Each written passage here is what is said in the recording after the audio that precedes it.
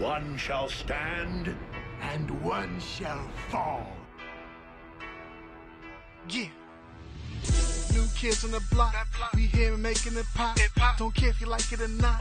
The spot we want is the top. The head nerds in charge and our full seat of making things happen. If you think you heard what you thought you heard, go ahead and play that thing back. Coming out the speakers in the car in the man cave. The mother bus is about to be knocked off the airwaves. So be very afraid. Better check your gameplay. Sitting on all that and finna take away your fan base. The stage is set. Better put respect up on our name. What you get right now, you get it later. A consistent game, a steady dosage. Once you started, you can't get enough. The people's chant ain't a topic we ain't finna touch. So bring your A game, cause the boys behind the mic finna do the same thing. One time for the one time, let it off like bang bang. We aiming to be the greatest. He accepting any challenge. With a snap of the finger, bringing balance. Let's make it happen. You tuned in to the place to be. You tuned in to HNIC. Head nerds in charge. You tuned in to the place to be. You tuned in to HNIC. Head nerds in charge. What it is, y'all. Yeah. Yeah. What it is, y'all. Yeah. You tuned in.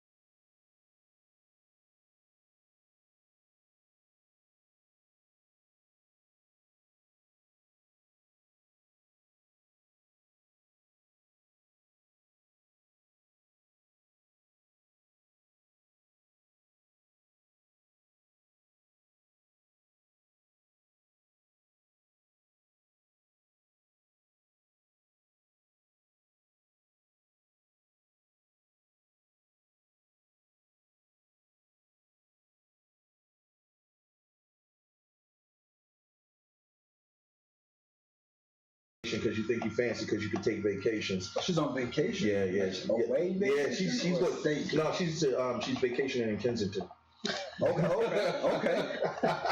Look, a staycation works too. I love you anyway, Seth. Facts. So, we tried to do our best to fill those wonderful shoes, and I think we did a good job. So what we're going to do is we're going to thank our producers, Don Magic Juan on the live feed, and the Warden on the PC Radio live feed. Remember, you have 2 feeds to be able to rely on in case anything happens. Remember, PC Radio Live, the home of real hip-hop and real music.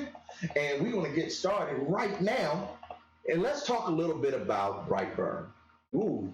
Yeah. Ooh. We're going right So we're going right into it. This is like one of the first comic book horror movies I had ever seen. It kind of took me aback. Did anybody get a chance to see it yet? I didn't know about it until recently, like barely. Okay. I had my son with me, and I was like, not really a material. No, definitely not. No. This is about I equate it to a what if Superman went crazy and realized that he was a better species than the rest of these human beings. So more of a reality type thing. Yeah. How Superman would really be in the real world. We're not going to give up too many spoilers. I'm going to tell you this much. Go check it out. Because I believe it. Don, isn't it Ultraman? It's the Ultraman, kind of like that. It follows that graphic storyline. In a way, yeah. It could be compared to the Ultraman story, yes. So for you DC fans, if you're familiar with the Ultraman storyline, if you haven't, I recommend you pick it up because it's a great look into why Batman feels the way he does about Superman. Superman always says, Bats, why don't you trust me? Nigga. Pretty much. You can put your hands in lawnmowers and freeze people and fiery eyes and anybody that moves as fast as the Flash. You can. Yeah. Not to snap. Yeah, but no, we're not Thanos snapping, but he can snap a couple things on you. Like he could rule if he wanted to. Right. Exactly. Anywhere, and that's the craziest part. It's not like, oh, we're safe in this country. No, he moves at the speed of Flash. So wherever you are, and this is he got like black mom hearing. You know how black moms can hear anything that's going on in the house? He knows if you talking about him. You know what I mean? If you like the Injustice storyline or that video game, that also gives you kind of a insight on exactly what we're dealing with in Brightburn. So it's Head Nerds in Charge approved. Definitely go check it out. Well, I think, doesn't it not follow, but isn't it somewhat Superman-ish? Oh yeah. And honestly, even though it doesn't flat out say it's like Superman, but it's the complete opposite. right. Okay, I haven't seen the movie myself. I'm talking based off the trailer itself. Mm-hmm. Superman is known to save an airplane in just about every movie or every show or anything. He saves the airplane and he lands it nicely. In the trailer, he obviously destroys this jet. Yeah. You know? It's bad. Yeah. I put it like this, without giving up too many spoilers. Superman is scary. And he's even scarier if you were trying to raise him as a child. You know, anybody that grew up. Imagine when it goes to puberty. Bro, first of all, can you imagine the first time he popped one? Oh, Lord, that poor girl. I don't want to imagine. So that reminds me of Hancock. The wolf. Oh, yeah. I was about to be like, whoa, where are we going with this? I don't know what movies you're watching, but and I was like, oh, yeah. No, he takes the girl back to the trailer and he's like, oh, I'm about to, whatever. And she's like, that's fine. And he's like, no. And he throws her out of the way. Yes. Yeah. Superman, our heart goes out to you and your loved one. So, one thing I did notice from watching the trailer itself, the icon or the symbol that he uses, it's similar to the symbol in the anime Berserk. One of my favorites. Is it? Yeah. What? I love Berserk. It's also similar to the symbol for the comics Nameless. I don't know if you're familiar with that. Yeah. It's literally it's the triangle symbol. two triangles with a line in the middle. The only difference is for Brightburn, the line goes completely through. Mm-hmm. And whereas Berserk, it doesn't close off at the top. Correct. It's the only difference. Okay. And that symbol symbolizes literally like insanity of like death and like the evils of gods. Okay. And how with the footnote, like deep inquisitive. It's the same symbol, just tweaked. So if anybody has that tattoo, we recommend you stay away from that. Needless to say, go check out Brightburn. It's definitely in theaters right now, and it is definitely worth the price of admission. It's definitely not a matinee. You can go ahead, but it's not IMAX either. So you can go see it in a regular theater. Take the kiddies. If they're a little thrown off. Also, if they're a little older. Oh, no. I want you to take your 5-year-old. I want them scared to death. I feel like, Daddy got them powers. I just don't show you. And keep them right in line. Parents, you'll thank me later. Next up, we have The King of Monsters. Godzilla finally released this week. Don, I know you saw it. Whew. Don, is it worth the price of admission? Tell me, because I would say go see it in the biggest screen you can. It's 15 minutes of yak, an hour and 40 of crack. okay. Fighting. They did it. For those in the Philadelphia area, They there did is. Sorry, Don. I didn't mean No, you're fine. But in the Philadelphia area, there is finally a 4D theater. There is. And King of Prussia. This is now, mind you, when I went to go see it, it was sold out. So I'm actually holding off from seeing the movie till I can see it in 4D because with the 4D you get the wind, you get the water, you get the surround, the full 360 surround sound, the moving chair. Apparently somebody will rub your head. I'm not sure which one, but I'm gonna find out when I get there. And it's supposed to be like this full immersive experience I wanted with Godzilla. So is that like those Disney rides? Yes. Yes. Universal Studios. Yeah. Like, have you ever, Honey, I Shrunk the Audience. Or the Spider-Man jump. or if you've ever been on the Stitch ride, it like burps in your face. They blow this nasty gas in your face, squirt water on you, and all that other stuff. Oh, really? See, no, I don't have a problem with that. Don't I would say put no please, farts. Only He belches. No, it's the same thing. That's just a fart in your mouth. the only experience I've had with 4D was for Honey, I Shrunk the Audience. That was pretty cool. See, that's my era. Yeah. I remember that from back in the day. When they dropped the ice and crawling up your legs, everybody had their feet up. Oh yeah, Still felt it. Yo, that's when I could put my feet in the chair. Now, the knees ain't doing what they used to do. I can't run like I used to. But yeah, please go see that. Like, just for the visuals alone, just the bigger and better the screen. I mean, like, all the areas of the monsters, like Rodan's volcano. I mean, seeing all that they did. This should be, or maybe, a contender for some type of award because everything is CG. Oh man, Yes. Just the backdrops, the water. I mean, every. What about set you see. storyline?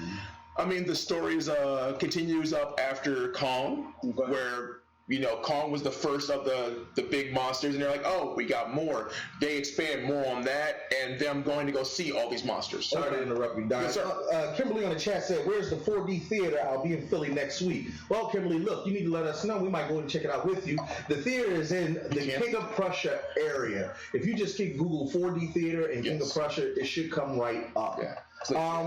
For all those in the Philadelphia area, whether it's Jersey, Delaware, even if you're in New York, if you already got one up there, I don't know if you do, but New York is like a bootleg Philadelphia. Anyway, y'all might as well go ahead and take that ride down I-95 and come check it out with us. We're definitely going to go see that in the 4D theater. I've heard nothing but good things about Godzilla. Definitely hard pressed to see it because it's supposed to set up the next sequel, which will be Godzilla versus King Kong, which is basically white people versus black people. If y'all didn't know that. You so mean. Yeah, well, so mean. Monkeys come from the jungle. Anyway, moving on from Godzilla, definitely not a matinee. Definitely IMAX 4D situation. And I forget what is it, Colorado? I think it was in Colorado. Somebody went into a comic book shop and stole $42,000. Not $4,200, not $420 worth. They stole $42,000 worth of comic books. So you think they stole like all the comic? 14. They stole 14. Wait a minute, they stole 14 comics. That's a comic. It's a Mile High Comics. They've been around for over 40 years. That's in Denver. Yes.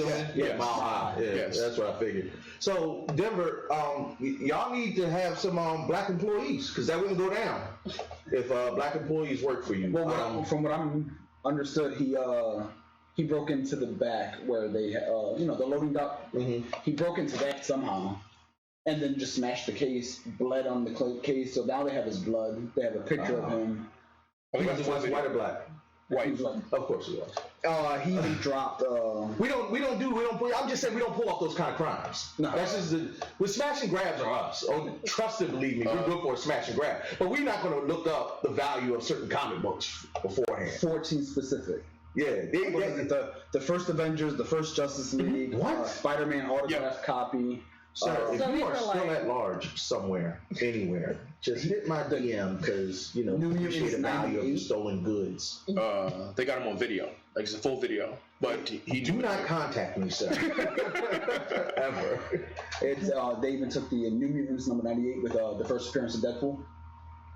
Oh, that's It was their special out. It was their like display case of all the good stuff. I mean, he just went straight for it. Oh, see, that sounds like an ex-employee. I was just about to say that sounds like a whole inside job. Like he knew where to go, how to get it. He was in, out. Anytime you gotta ask questions like, how did he get in the loading dock? He knew how. How did he know where the good stuff was?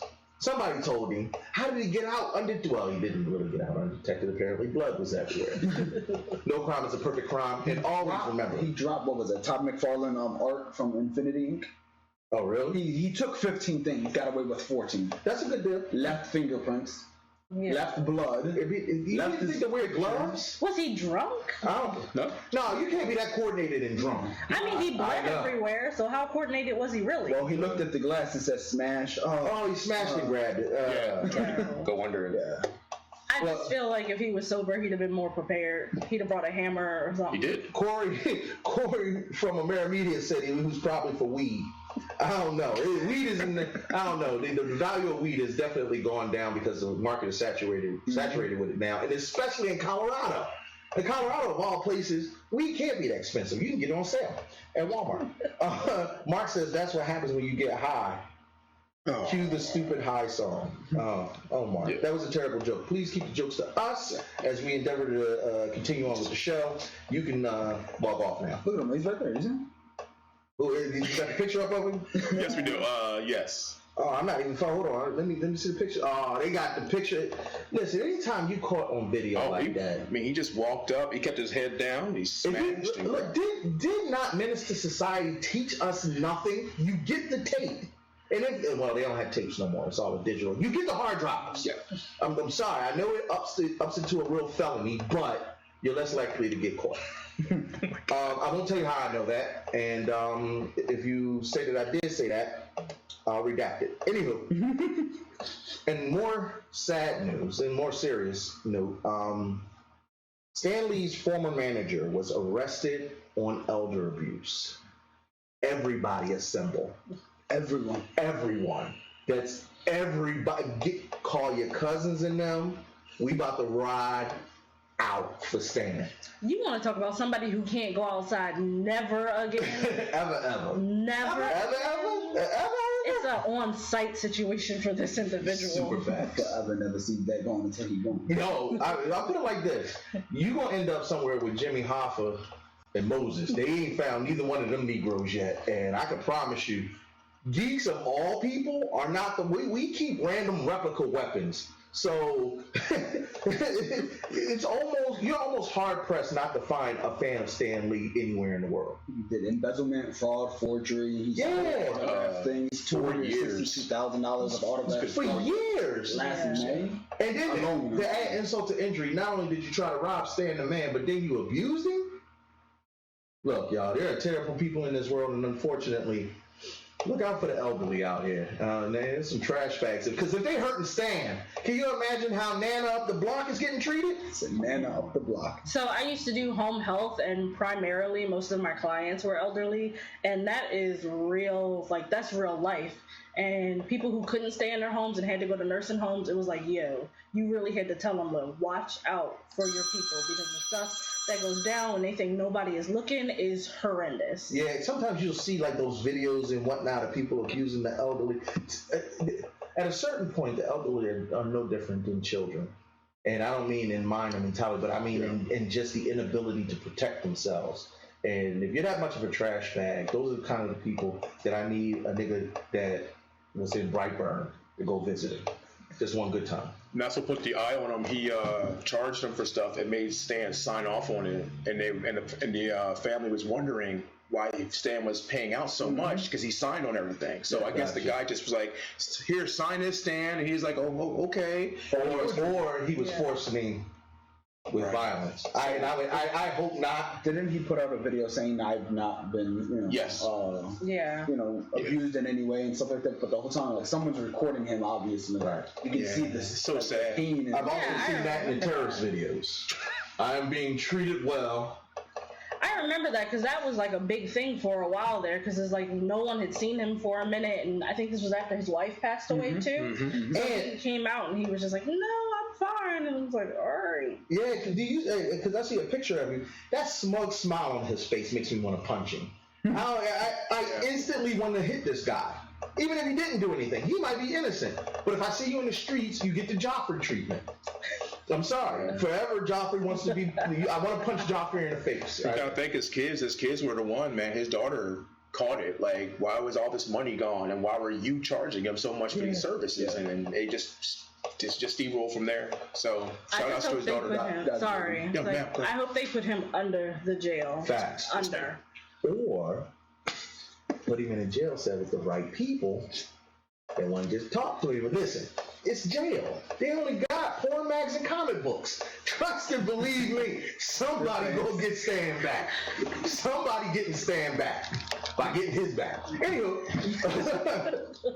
unfortunately, it seems that Kit Harington, the actor who plays Jon Snow on the hit show Game of Thrones, has entered himself into rehab because of booze and stress.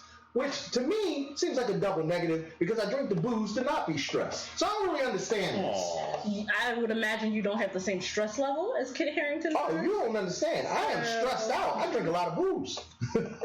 Have you tried not drinking booze? Well, then I would be in rehab. See. I don't understand these. I don't understand these first world problems. You drink the booze to not have to go to rehab, or you go to rehab, get rid of the stress, or you go to get rid of the booze and then you're not stressed. I don't have these problems. Get your hands. Don't put that on me. We both over here drinking iced tea. Iced tea. Yeah, really, I'm salty because I don't have an iced tea of my own. So. Woo. It's almost done. So Kit Harington, Jon Snow, unfortunately, has been the knee to addiction, and he is now in rehab, and we wish him all the best and a speedy recovery. I mean, definitely. All jokes aside. I mean, no, genuinely, because you figure that those last 2 seasons that they shot, they said that one battle scene was 55 days in the cold. Yeah, the Battle of Winterfell. Right. 55 days, like practically at night the whole time. That to me, I'm already ready to go home. Like. I don't like working overnight, let alone working through the night in the cold, and I gotta act. I be drinking. Isn't this his first major role? You know what? I haven't seen. He was in Silent Hill. Anything else? He was Silent Hill. He was in Silent Hill. Yes, he was. The Cultist Boy. That's Yes, not. he was. The last one. That's the movie we do not mention. Right up there with. Now you know why. Mario Brothers and. Don't come for Mario Brothers. Mario Brothers was trash. I didn't say it wasn't. That's my childhood. You just can't talk about it. Yeah, that's what we can definitely talk about that trash movie. It was trash, but it was our trash. My mama took me to that movie. That was child abuse. God. I should have called DHS on her What for a that. terrible Cooper. Anywho, don't get me started on that. Hold on. Let's see what we got. Why was there Puerto Rican?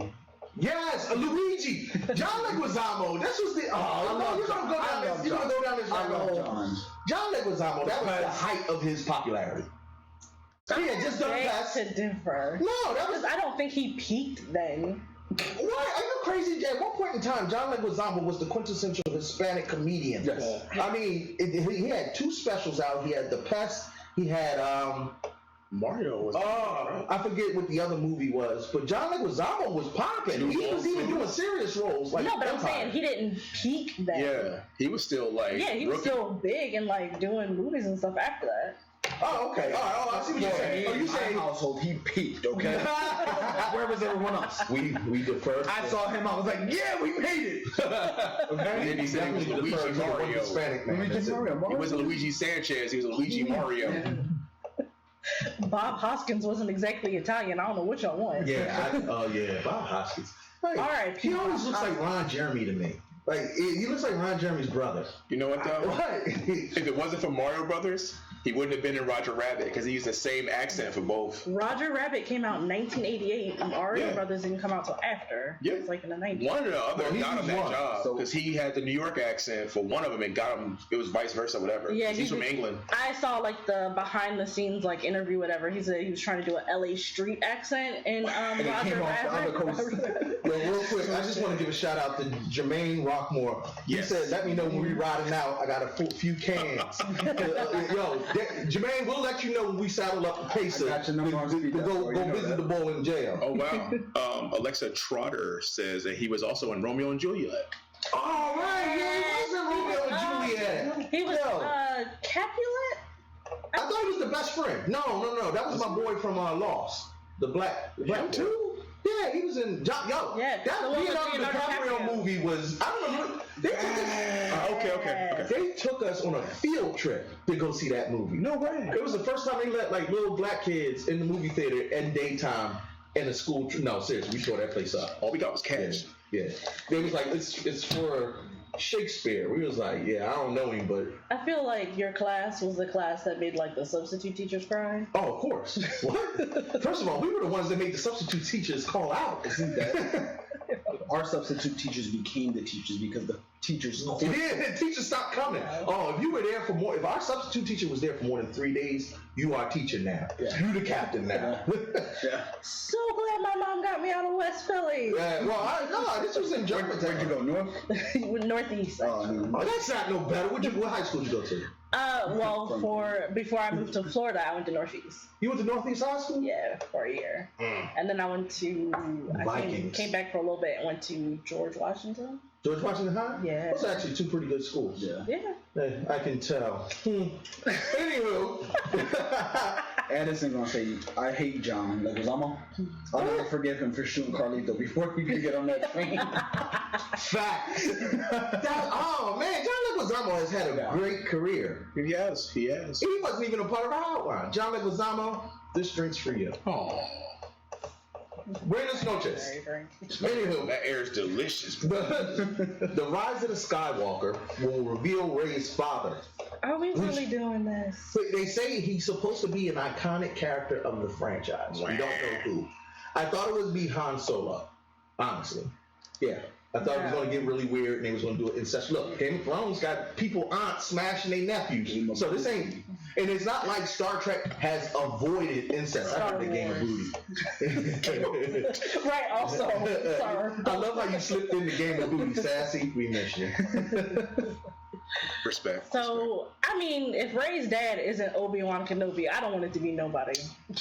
You think Obi-Wan didn't already know? He had the whole. If you watch the cartoon, the Clone Wars, he had the whole thing with, what is it, Queen Satine? Yeah. Oh, he was smashing out there. I thought Jedi's were supposed to remain abstinent. It's like the Catholic he lays his vows aside or whatever for a little bit. So, and it's not like he raised her. Oh, so he's really like the Black priest. She couldn't be a direct daughter because this is like 20 years after Jedi. And So how old is she? Don, who do you think is the iconic figure that's her father? they were thinking about Palpatine in some way. You think it's gonna be Palpatine? They thought that she was a Palpatine, like she comes from that line because she is Force sensitive. Palpatine. Or some. Because he did laugh at the end of that trailer. Right. So they're also saying that she might have been Luke's kid, and he just did what his dad did for him, just shipped her off and like hit her somewhere, Gotcha. much like Obi-Wan did. So he tried to kind of just repeat that cycle of I don't want no one to know who you are, so you don't go through what I went through, being hunted and killed. Sorry. Also, hide and seek champion of forever, Palpatine. Yeah, I'm not. It's some bad rumors out there. Star Wars has really got a little clouded. I'm really not as hyped for this trilogy as some of the previous ones. I'm not even as hyped for this as I was for Rogue One. I was actually excited about Rogue One. I liked Rogue One better than I liked The Last Jedi. Tough. See, this is what I'm talking about. Sorry about that. Because my whack friends like Addison seem to think that this Star Wars franchise is the bee's knees, and he argues with me consistently about how that was a good movie, and I thought it was cool. So I read something online that kind of changed my mind about it. It kind of shifts your perspective on the narrative a little bit, and it takes it and it kind of elevates it in a way that made me think, okay, so maybe it wasn't as trash and really it's leading up to something better. Because in storytelling, what you do is you want to start kind of strong, and then you're going to have your little dip in the middle just to build it up to the climax. And that's kind of what that article did for me. Gotcha. So it made me kind of be like, okay, maybe I really will go see this next one. Most will. Well, Sean Meehan says he would really love for her father to be Boba Fett. No. But then Boba Fett had a little color to him, and Rey looked like she needs some suntan. That's not how genetic works. Well, I understand that, but I said what I said. 23andMe, man. 23andMe. Yo, facts. 23andMe, man. Diana Coast. So either way, I enjoy. Yeah, somebody just said they enjoyed Solo. I enjoy Solo too. I enjoy Solo. I think that they should stick to that. I would love to see a sequel to Solo. I did not like Solo. I like the All right, realism. so Tef has been fired from the show. We won't be hearing from her from the remainder of this broadcast, and we deeply apologize for her thoughts and views, which do not reflect that of HNIC. I mean, I guess but I like the beginning. The beginning of Solo was good. Don't double back. You either like the movie or you The don't. beginning I liked. So I because had of the realism parts where I of the really battle. enjoyed it. I think overall, as a narrative, it was a little weak. And Han Towards the end. Solo, huh? Towards the end. Yeah, like it kind of fell apart a little bit for me. And it Yeah. also made me think Han Solo isn't that great of a pilot actually anyway. Right. You know what? See, what we won't do is First of blaspheme all, in this if house. you You will not blaspheme in my house. No, you won't. Oh, I'm not backing down from this one, baby. You know what? See. Han Solo is not that great of a pilot because they put L3 inside of the navigation of the ship, and so now she's been the one who's doing all that great flying ace flying. And if you watch the movie, like he crashes Nobody else every could have did single that run time. under 4 parsecs. He Nobody. never said he L3 was. did it, not Han Solo. But he never said he was, though. Moving The on entire time. to more engaging conversation that isn't blasphemous. So hold on, my mom was like, "I raised you better than." I know that. Oh. Oh, mama on here? Oh. Listen, come get your daughter. I will give you the direct address where to pick her up because she has lost her ever-loving mind. Talking about, so my man, can't nobody finish that run. She said that's your daddy's juice. Lando. That's your daddy's side. Lando could. Wait. What do you say? Who your daddy's son? Hey, anywho, Addison said Tef dropping bombs. Somebody blocked that short dude. He's not even here to talk trash. Thank you, Addison. Oh. Nobody else could have finished that Kessel run. I just want to be. I just want everybody to know that. All right. Anyway, Deadpool is rumored to be in Spider-Man 3, and that might be his introduction into the MCU. I feel like this is overkill. So my question about that was, does that mean we're not getting Deadpool 3? They said that they would still give a Deadpool 3, but to introduce him into the MCU, this is how they were going to use that as a caveat. Will it be a different Deadpool, different character? No. Same Deadpool, all across the board, same exact person. Has Ryan Reynolds been issued a contract yet? Well, no. This is all rumors, and even then, the Don has already gave me the signal that the other person is going to be Venom. It's either between Deadpool and Deadpool is out and Venom is in. Is that what they're saying? You can just say it. It's okay. I got you, man. All right. I was about to say, Don's giving us a signal. He's saying that Deadpool is actually not who they're going to be introducing, but Venom. They're trying to work Venom in, yeah. Okay, well, I've They're heard trying both to. rumors. Well, But they're trying to get that deal and get my man Venom, bring him back they're both going to be in to the it. family. I call it right now. They're both going to be in I it. hope. It'll be. Well, mind you, it's credit Spider-Man one and 3. credit 2.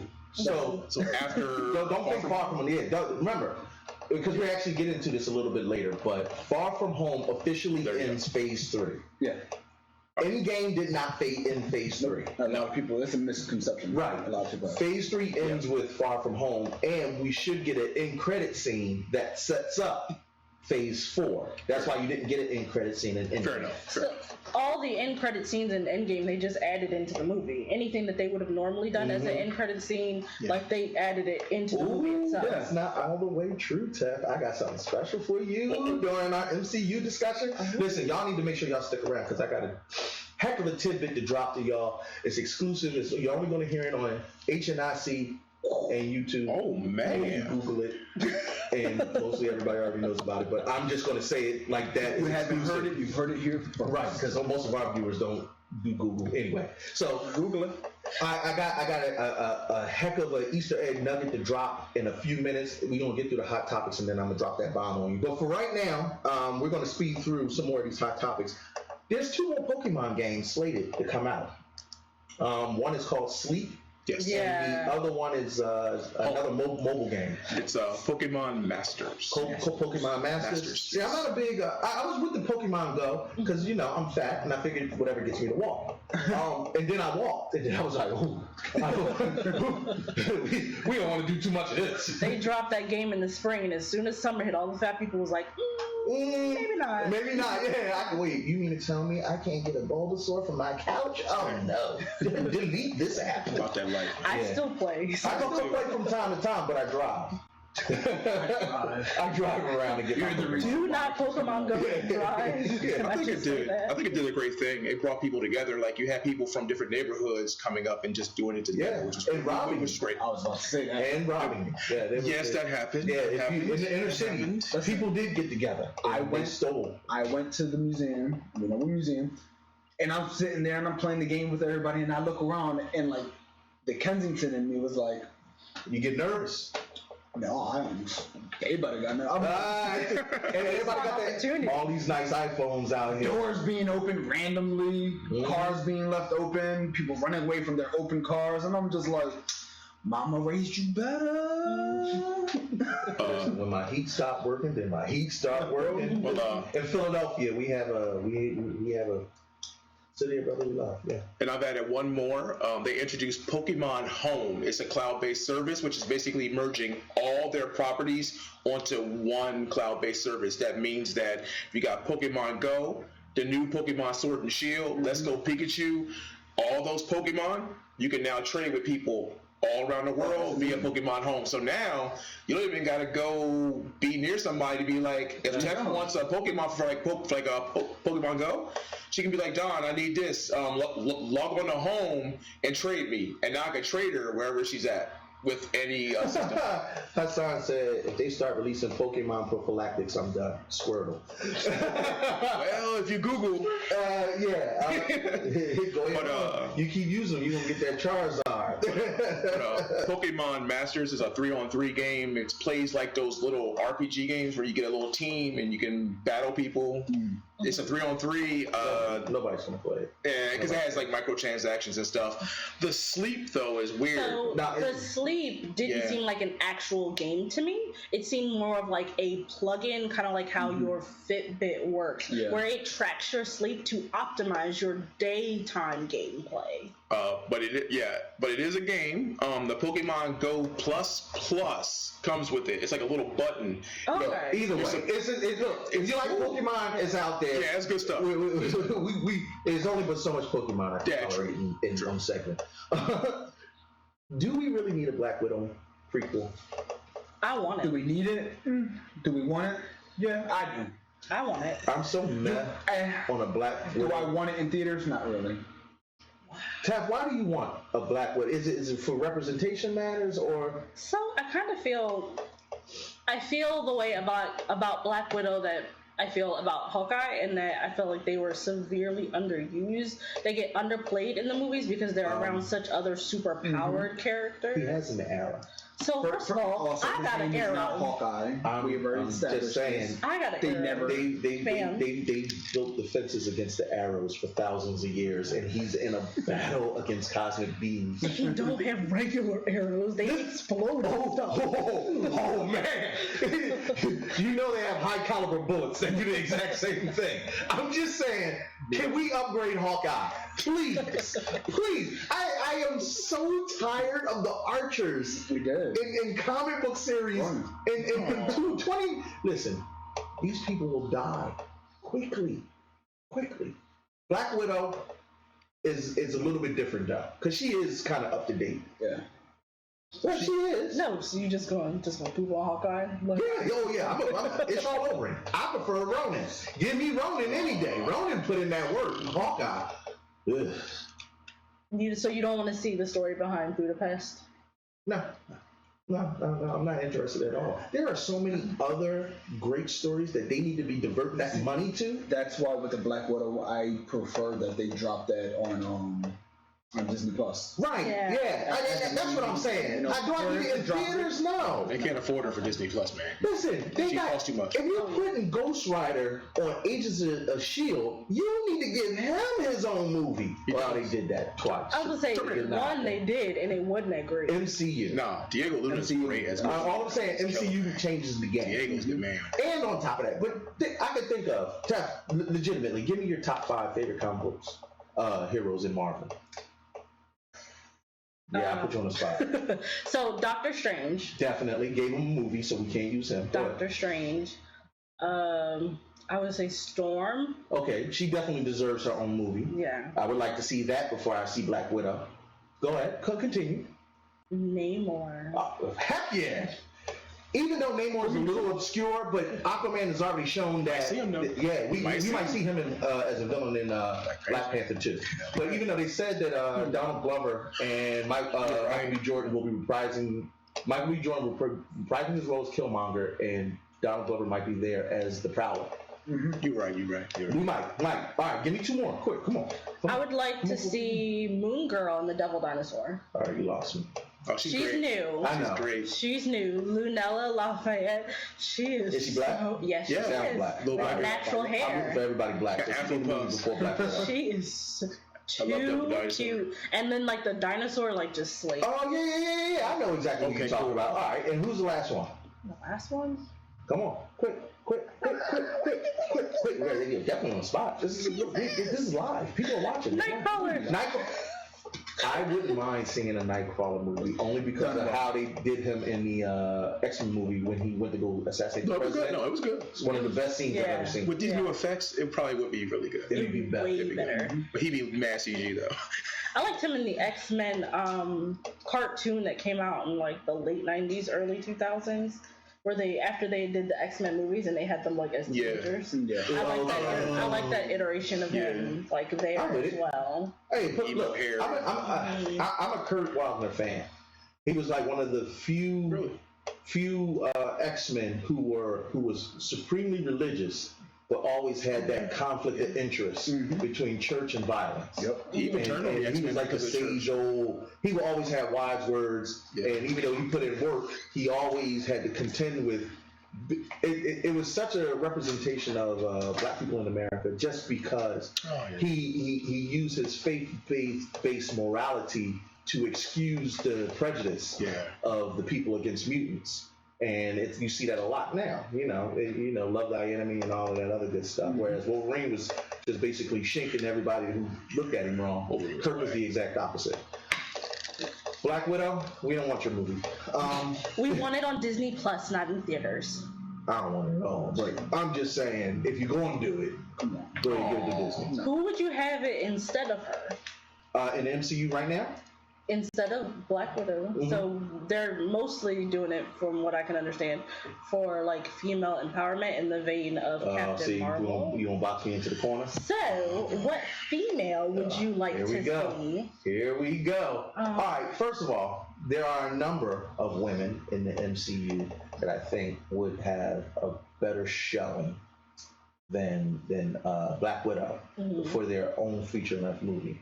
You already mentioned Storm. I'm a big Aurora Monroe fan. I think she's one of the best characters, but I like her when she's leading the X-Men. When she took over gold team and Cyclops had blue team. I'm also a big Rogue fan. I love Rogue. I love Rogue to death, especially post-Rogue after she kills Carol Danvers. Well, I think she killed her. So regular Rogue. Because he's regular Rogue now. Not yet. But you give it. I think She-Hulk would be a better movie. Thank you. I'm just saying, if they're not going to give us a decent Hulk, give us the She-Hulk. That's what She-Hulk is now. She's tripped out on gamma stuff, and now she's back. Now she's Hulk smash Hulk. Right. She's no joke. I would rather see a She-Hulk before I see a Black Widow. There's a few more others. I mean, I'm not going to get, but those will be like my top 3. Okay. Even Valkyrie, I think, would have a better storyline. Anywho, apparently Liam Neeson has signed on to be a part of the Kingsman prequel. Have we forgiven Liam Neeson for wanting to kill black people randomly? You said he was walking around looking to kill black folk. Y'all remember that? For like a week. And that's a major violation. You can't just be wanting to randomly kill black. Have you forgiven him? Yeah, tread lightly. The hood listening. Tread lightly. Go ahead, Kurt Wagner. Go on, Wagner. So I understood his point of view and how he felt about wanting to kill black people. Because black people do the same thing all the time.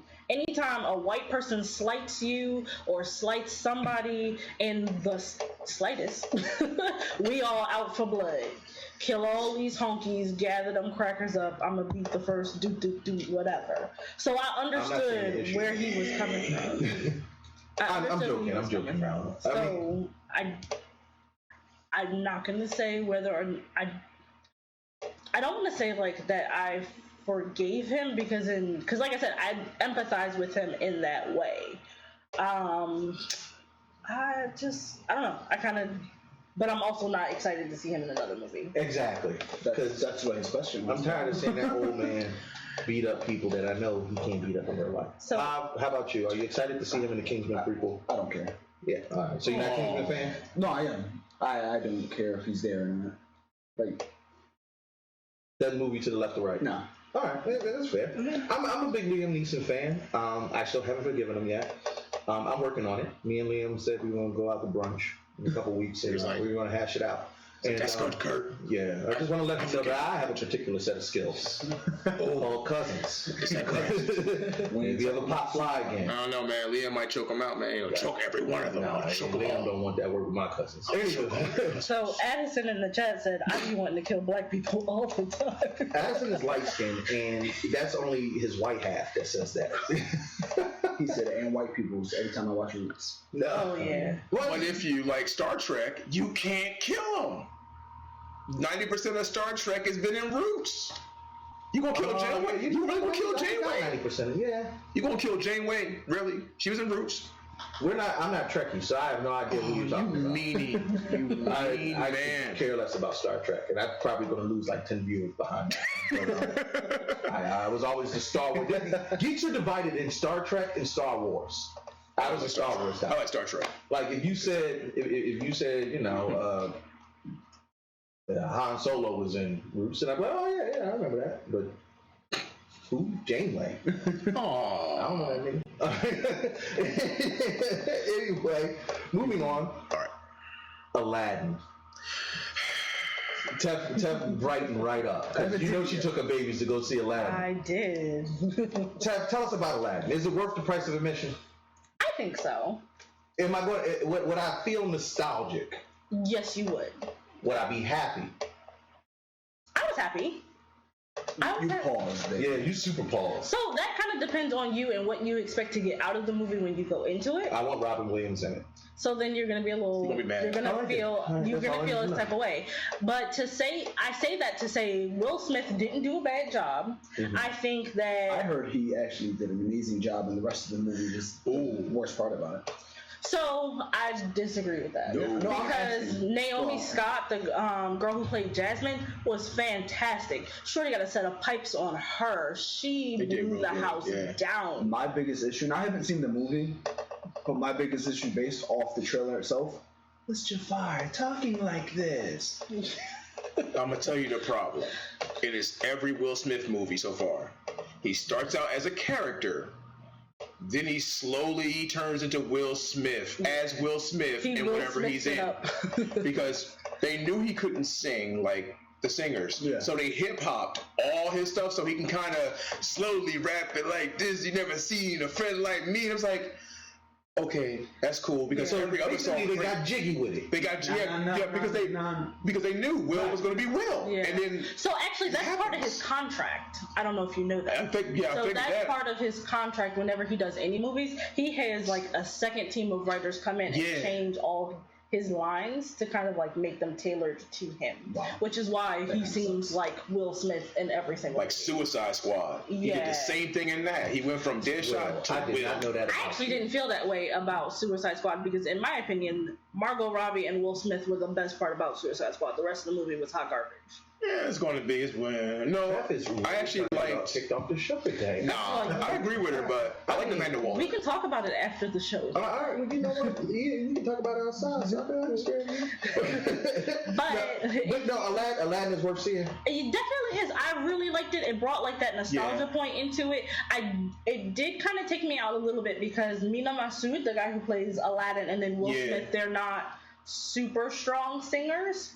So that kind of bothered me a little bit. But like I said, Naomi Scott is a fantastic singer. Shorty brought the house down. They did give her, Jasmine, a bit more oomph in the movie, which I really liked. The Jafar character, that guy doesn't sing, which I was disappointed about. I was like, everybody else sing, why not you? But him as a character, they also punched up his character a little bit, and he's like way more threatening and devious, like in there. Yeah. And part of that might be because I was attracted to him, but you know. Yeah. I think the genie effects. Everybody left little and the genie effects. Clean up on aisle 6. That was weird. Jafar. Dude, genie effects were weird. It was either like way, the Rock's body. Definitely go check out Aladdin.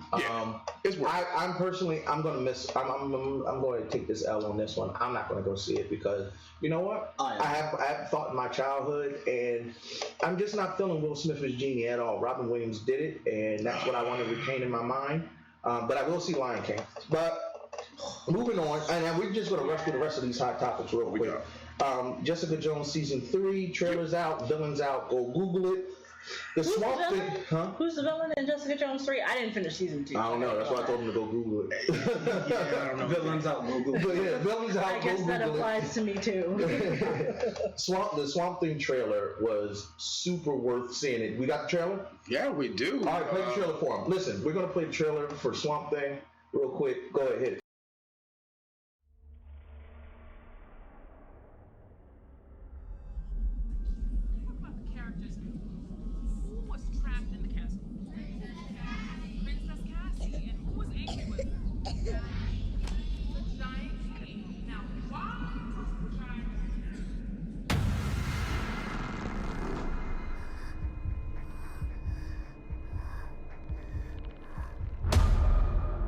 Atlanta called. There's a situation back in the States. Where? You're kidding. How long has it been since you were home? A while. We don't know what this is yet. The hospital is on it 24/7, and the CDC. My name is Dr. Abby Arcane. My team is here to find the source of this disease.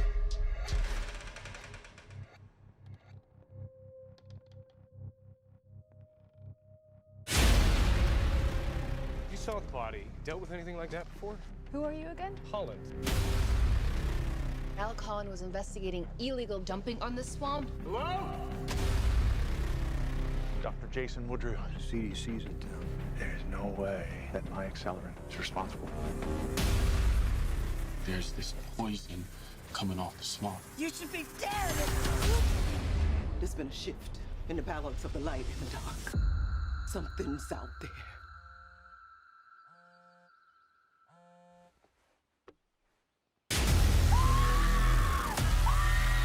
We're dealing with something beyond the known scope of science. I need it alive to study. There's all kinds of awful that happens in this swamp. There's something special about this place. There's so much unimaginable beauty out there, Abby. The swamp's had enough. This is payback.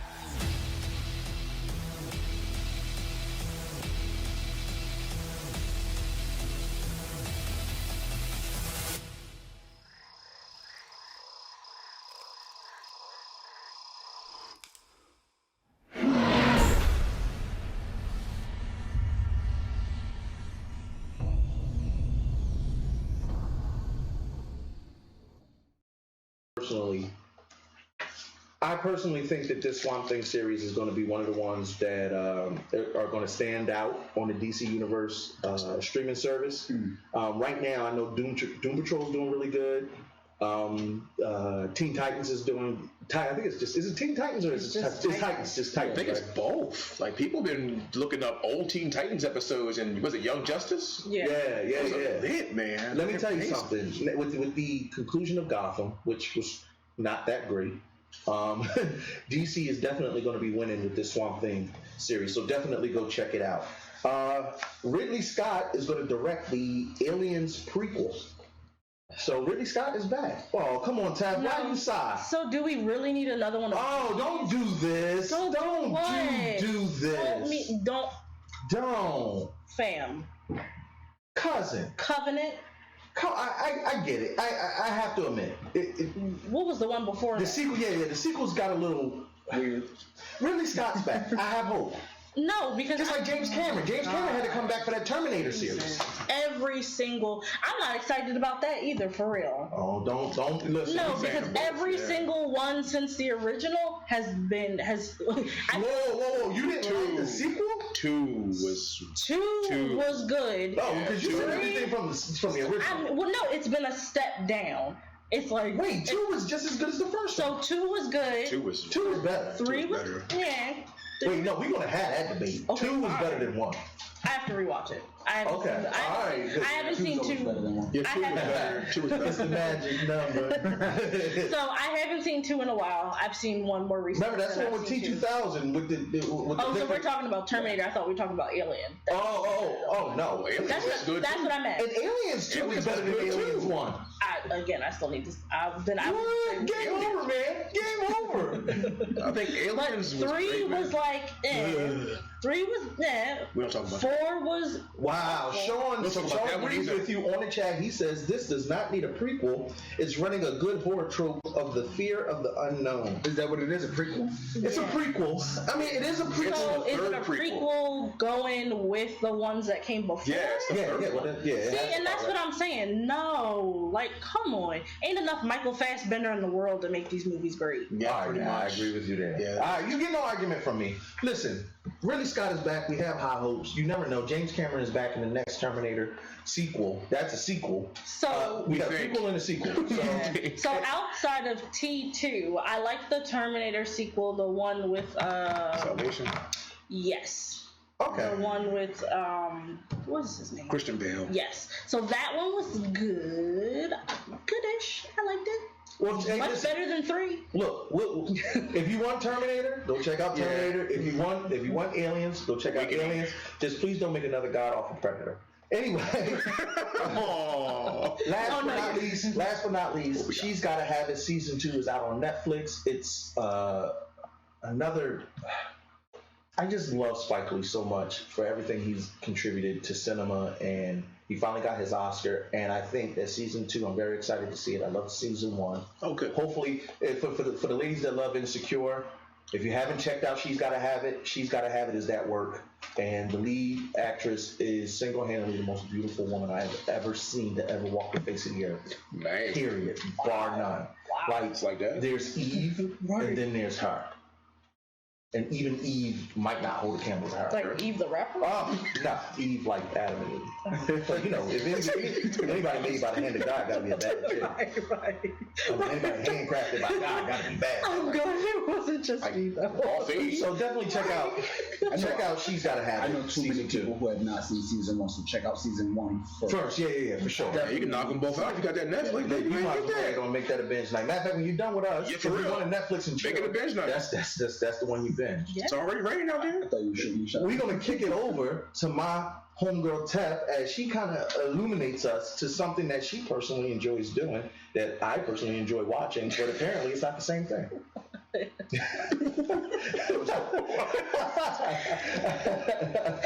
and I knew you were going to do this. Oh, the jokes will be plenty during this segment. They can only go up from here. Yes. So I would like to talk about one of my favorite hobbies, something that I feel like really brought me back to myself as a person and back to myself as a woman. About 2 years ago, I actually took up pole dancing, like for exercise. And I love how she just tried to gloss over that. To everyone listening, I want to clarify what she just said. Tef pole dances. For exercise. Tef pole dances. As exercise. Tef climbs up poles. I can't climb yet. Does acrobatics. Oh my God, yet. For recreation. As she tries to increase her pole dancing skills. Please continue. So I do it. I took it up about 2 years ago for exercise. I go to a place here in the city called Flaunt Fitness. It's right. Not Delilah's. First of all, is Delilah still open? I don't know. You might want to Google that. That was the first time I got tongue tied. I was like, put me on the spot. I have no clue. It's a lot of firefighters go. Bingo place? NTUA. So the place that I go to is in South Philly. It's off of the address is 1939 South 17th Street. It's called Flaunt Fitness, and it's really been amazing. Even my first time there, I felt kind of defeated. I felt like I really couldn't do anything, and everyone in the studio just kind of like really embraced me and rallied around me. And everyone there, it's truly a community and a bit like family. And you know, everyone's journey is a little bit different. Like I said, I can't climb yet. I can do a little bit of acrobatics, but not anything fancy. Okay. Do you have any footage of you in Don't put that on me. Do you like turn around and pull a chain and water drop on you in the chair? I could. Oh, see, that's the show we need. That's the high. Huh? You can do spin a Rooney? Boy, hold up. Wait a minute. I drooled a little bit. Listen, that's the high quality entertainment we need on the Head Nerds in Charge. Might give me a bucket. So, Tef, we're going to send a camera the next time you do your pole dancing class, and we're going to do an entire segment on Don't Stop, Get It, Pop That Thing, Let Me See You Do the Brown. So if you also would like to see so it's not just for your depraved Whoa, depravity, I just want to see the exercises routine. Okay, you're okay. And if you could I want to see appreciate the camaraderie and the friendship. And if you would like to, if you could appreciate the artistry of pole dancing, there's also a competition that's coming here to the city called PSO Liberty. PSO stands for Pole Sport Organization. I will be competing there. The pole sport. Yes, it is a sport. It is going to be June 29th and the 30th. That's a Saturday and Sunday at the Klein Life Center. I personally will be there performing at 12-ish, between like 12:05 and 12:15. I'm the only one in my category. Tef, I just want to apologize for being so bro-ish because I'm not laughing and making. I'm actually impressed. Because it actually, no, legitimately, it takes a lot of upper body strength. Oh, for sure. To be able to do anything where you're getting into so you're advanced to the point where you're competing. So I'm competing as level 1 entertainment. But you're advanced enough to compete. Yeah, so, and then part of it was like to keep myself like interested and motivated. I'm a really competitive person, which is why I love to play Beat the Word. So I wanted to do something where I could put that competitive energy into, and to create my own routine has been a challenge, and it's been like beautiful in a way. So I did something where it's like, yes, I'm being like sexy and then I'm being like kitschy and fun, but again, like to feel my own body move and for me to move myself and to get into the positions that I get in, it's really brought me back to myself, because I feel like as women we kind of lose ourselves in a way. And I tell every woman I meet, I'm like, pole dancing, do it. It'll make you feel like, if anything, I may feel like tired when I leave, but I feel empowered. Like, yeah, I am a sexy bitch. Do that. I know that's right. Well, listen, for anybody that wants to see Tef, definitely come support her down in her competition. Yeah, all jokes aside, we are super impressed and proud. And pole dancer T-shirt. Listen, I'm really at a loss for words, and we're going to definitely send the camera crew down there. You think you're playing? We'll have live footage of actually how Tef did. I would like to invite you to come to one of my rehearsals, and then you could see it for yourself. That's a documentary piece. You gotta bring cameras. For educational purposes. Education. No, just let me stop at the bank. I'm with it. I get learned, man. I get learned, brother. Listen, I would like to attempt to do a twirl on the pole myself. So actually, we do have some guys. I am so joking. Please do not when I get there. We do have some guys who come and they do it, and actually, men are actually really good at it because they have more muscle mass, so they actually advance. So Javier, you can actually do really well. We can't go into that subject. Javier actually used to be a part of the pole dancing champions. His name was the. I never pole danced. Whatever. I was a stripper. I saw your Hispanic Hercules pictures. Oh, dude, I was a male stripper for a lot of years, but I was not pole dancing. I was not dancing with no pole. You were Chino Cucino. I know you. You were Chino Cucino. I remember you. I hired you. Call me a pig. Chino Cucino. He was the dancing He troll. calls me a Chinese pig right now. Chino Cochino. Chino Cochino, I remember you. Listen, I don't want no problems with that because somebody ended up getting stabbed in this place. I got you Again. Let me know, I got you, fans. Cinnamon Thunder is ready. Yeah, Cinnamon Thunder. Did you? Cinnamon Thunder. Oh no, I Cinnamon thought Thunder. no. Don. Cinnamon Thunder. Don was calling himself Cinnamon Thunder. I am. Thank you very much, Cinnamon Thunder. Oh That's me. God. So if you are interested in coming to see like a lot of amazing performers compete at the PSO Liberty competition here in the city. Here in the city, it's going to be at the Klein Life Center June 29th and the 30th. Again, I'm performing Saturday the 29th around 12-ish o'clock. My stage name is the Mocha Mermaid. And come, Mocha Mermaid. yes, so Coming to the come. stage for your viewing pleasure. All the way from the middle of the Atlantis. Even Aquaman couldn't get wet for this one. I want everybody to get your hands up, get on your feet, and put your hands together for the Mocha Mermaid. Yeah. You know, low key, I won't get into how I got the name. Under the but, sea. I'm going to divulge a little secret about King Kurt live here. Right here live for everybody. This is recorded. Back in the day, they used to call me Black Lavender. What? They used to call me Black Lavender, and I won't get into exactly how and why, but just know when the curtain calls, I got the anyway. Let's Tab, we appreciate you sharing that wonderful story with us. I will not share my name because See, I knew you had a name, huh? it will come out. You can be good. Wow. I used to be a stripper for a year. For about a year. See, 18, 19 years old. Man, look, however you gotta do to get to that college, it's all great. Listen, all I want to know is, did you have tassels? No. You didn't have no tassels? No. Did you do the assless chaps thing? Yeah, did you have the elephant sock? Chap jump.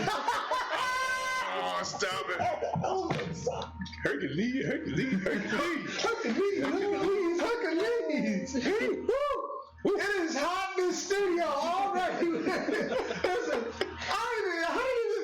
this is a nerd talk radio show. How did we get on this?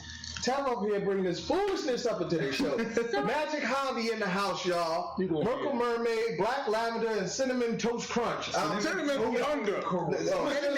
Cinnamon Thunder. Yo, we sound like a headline in that right there. I'm not doing anything. Y'all trying to get y'all be in trouble. Jamila says she wants to know why only a year. Please DM him.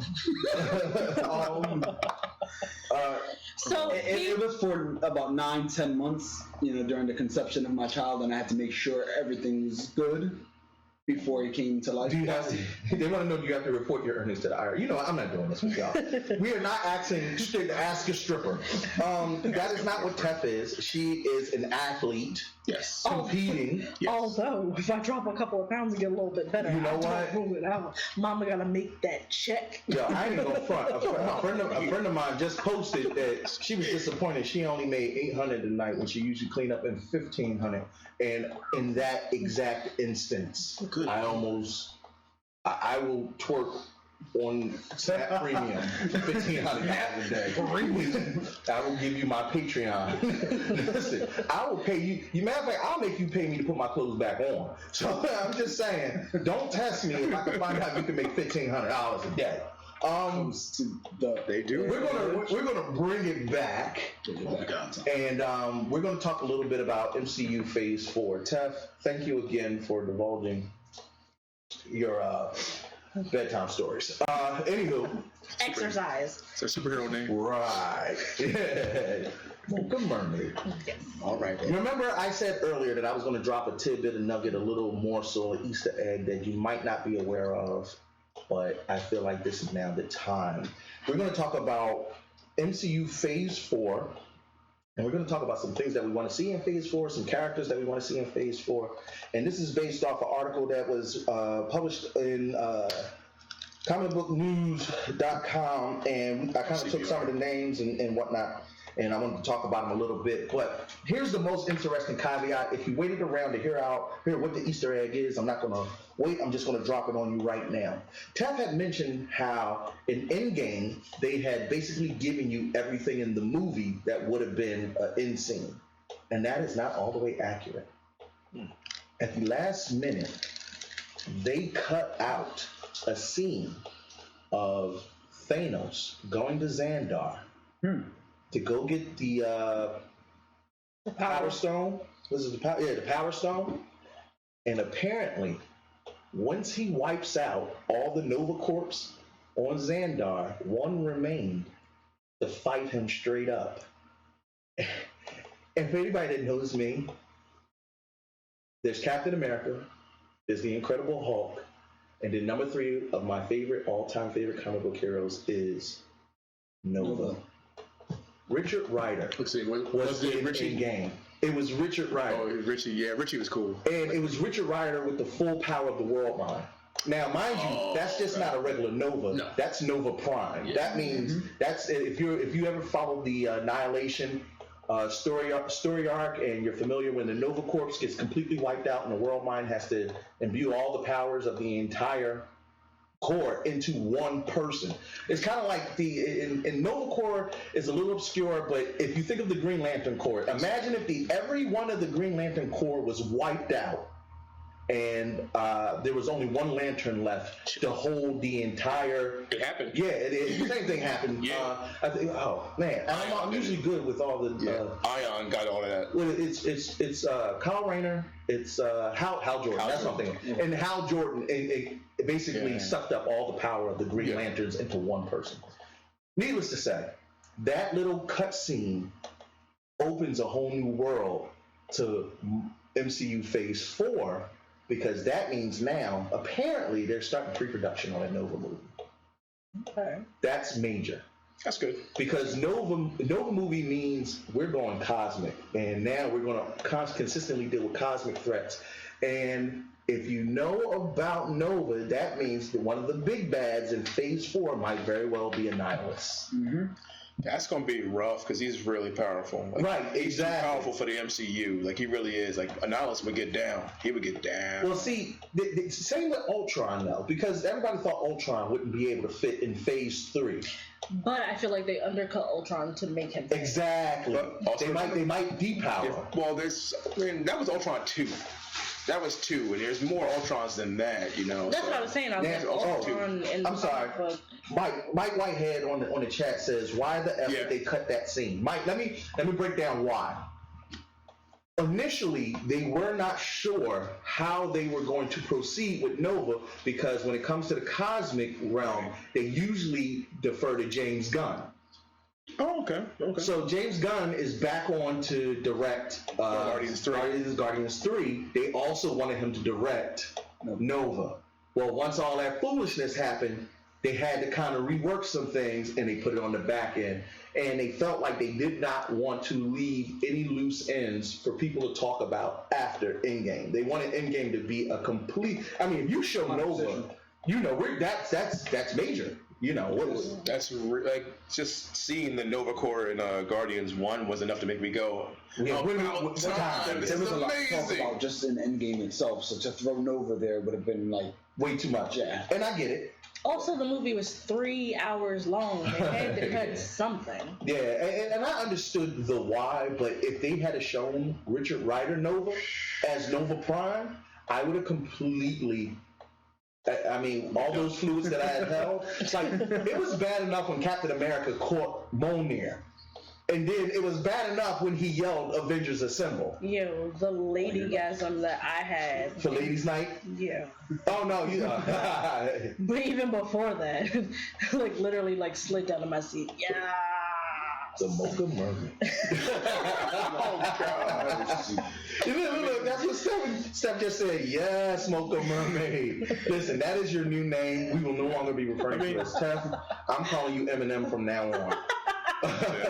Yeah, Richard Rider would have been good. He's a really funny character. He's really cool. I mean, seeing him in Marvel vs. Capcom 3 was amazing because they kind of gave us a little bit where he's like, he comes in, he's like, "Here's Richie." I'm like, that's what he does. But see, that's the thing. Great. A lot of people, you gotta understand, Richard Rider comes from the Young Avengers. Correct. And that's where he got his start. They kind of he used to be like a joke character. Oh yeah. And even if you were a big fan of the Spider-Man series where he was an agent of S.H.I.E.L.D. and they had a young Spider-Man, a young Luke Cage and a young Nova, and he's like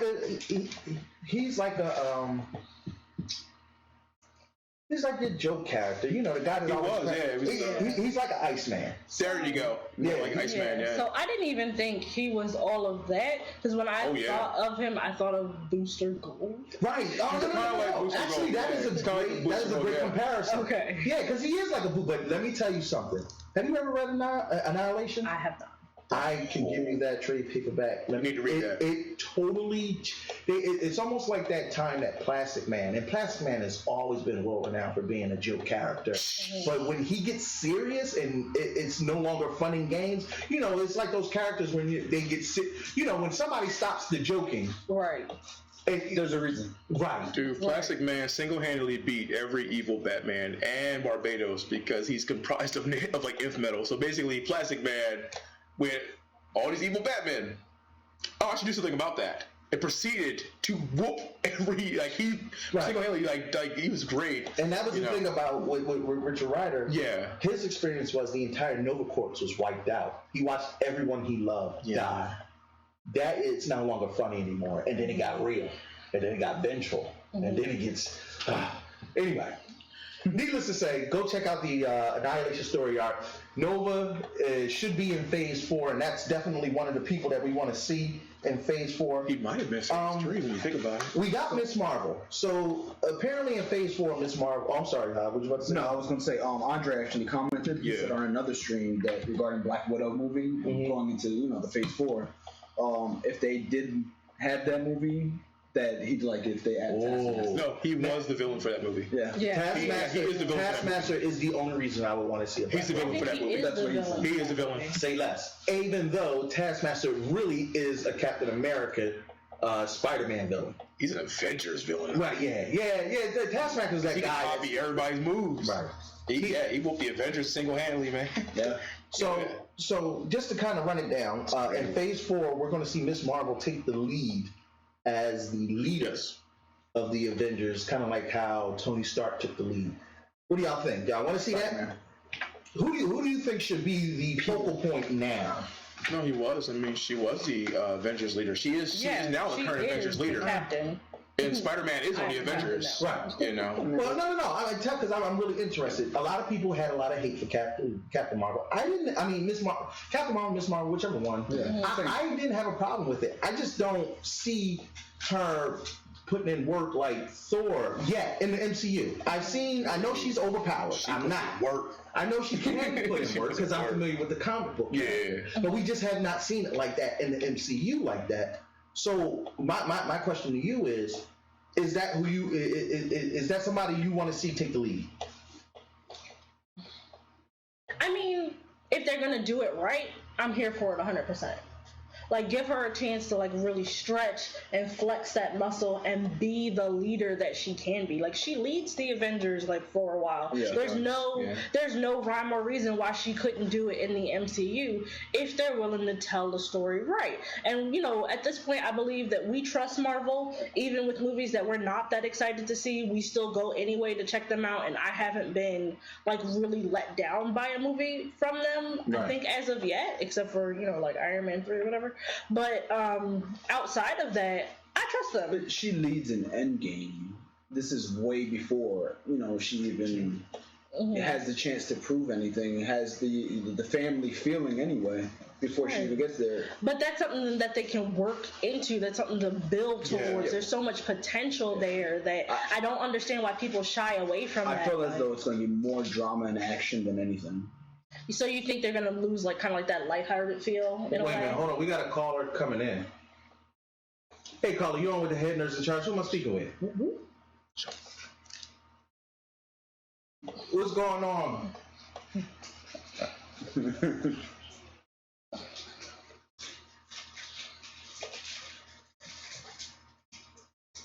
So, Sean, you're calling in talking about whether or not the Avengers should Miss Marvel should take over for the Avengers or not. So what do you think? Yes or no? Wow. Saying no was a bold statement. That's why I don't like when you call in. You always got something like out of pocket to say. Yeah, Sean says emphatically that Miss Marvel should not take over as the leader of the Avengers, but what is the reason why?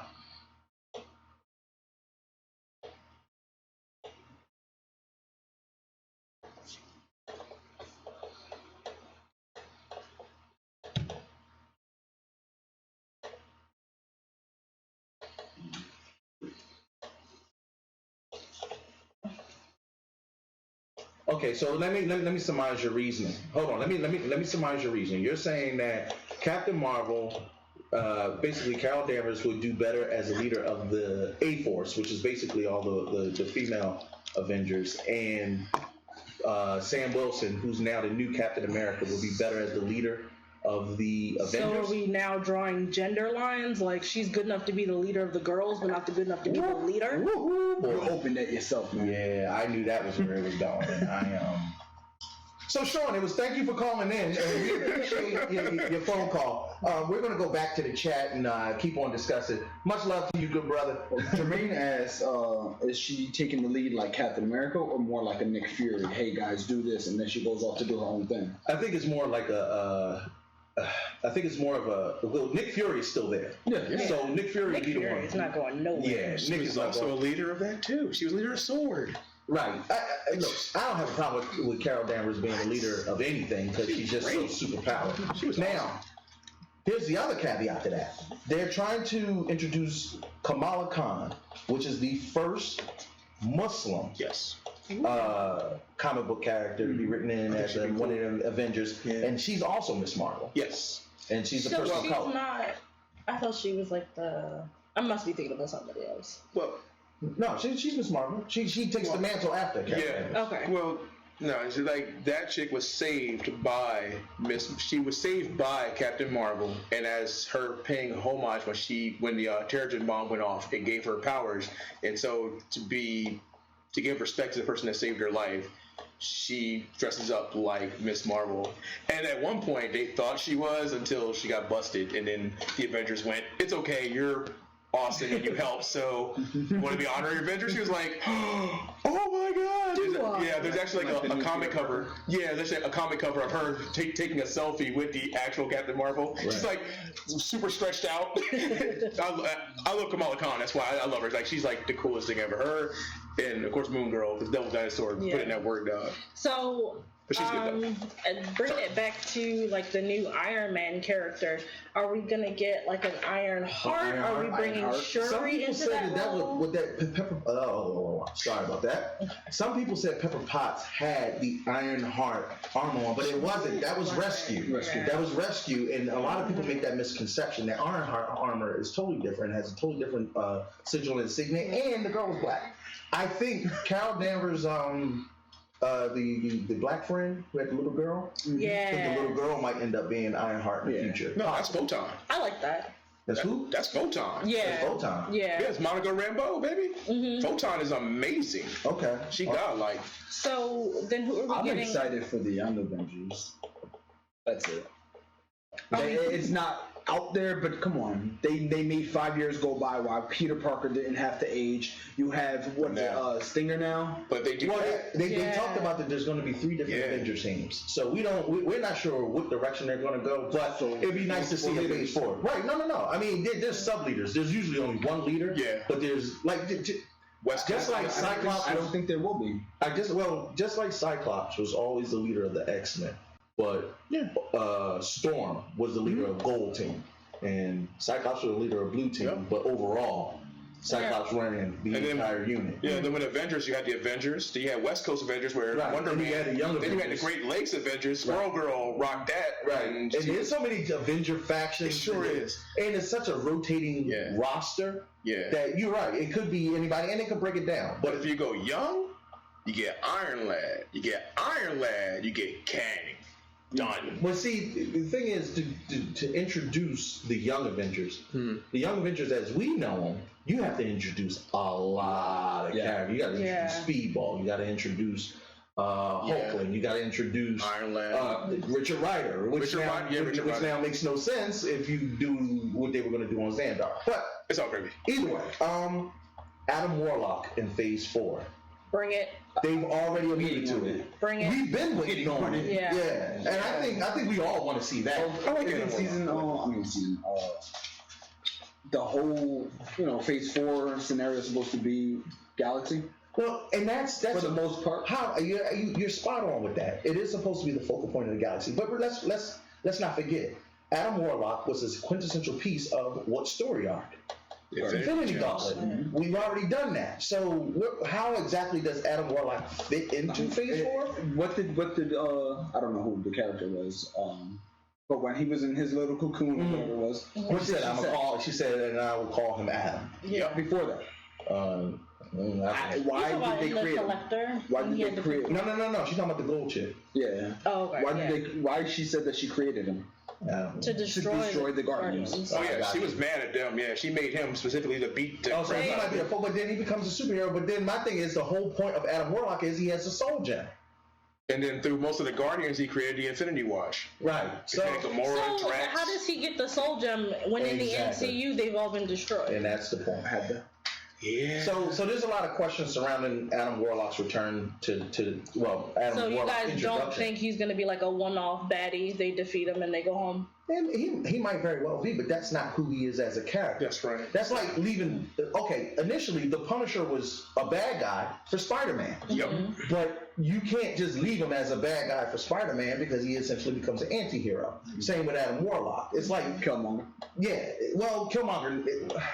No, Killmonger was bad from the start. He bad to the end. He's a bad guy start to finish. He hates Wakanda. Like, do you think he stays bad going forward in this? Well, he's supposed to be in the MCU. Not just I do. I see him being bad. I think he's better off. He might help him against Namor. Yeah. Actually, you know what? Jermaine Rockmore asks, "Are we really getting a Beta Ray Bill?" And that's actually on my list. Actually, not only are we getting a Beta Ray Bill, they've already said that it's going to happen in Guardians 3. But low key, they've been talking to a lot of different actors. Not to be with Loki, right? But they've been. That was terrible. I was like, wait, what? Fair enough. But they've been talking to Dwayne Johnson about playing Beta Ray Bill.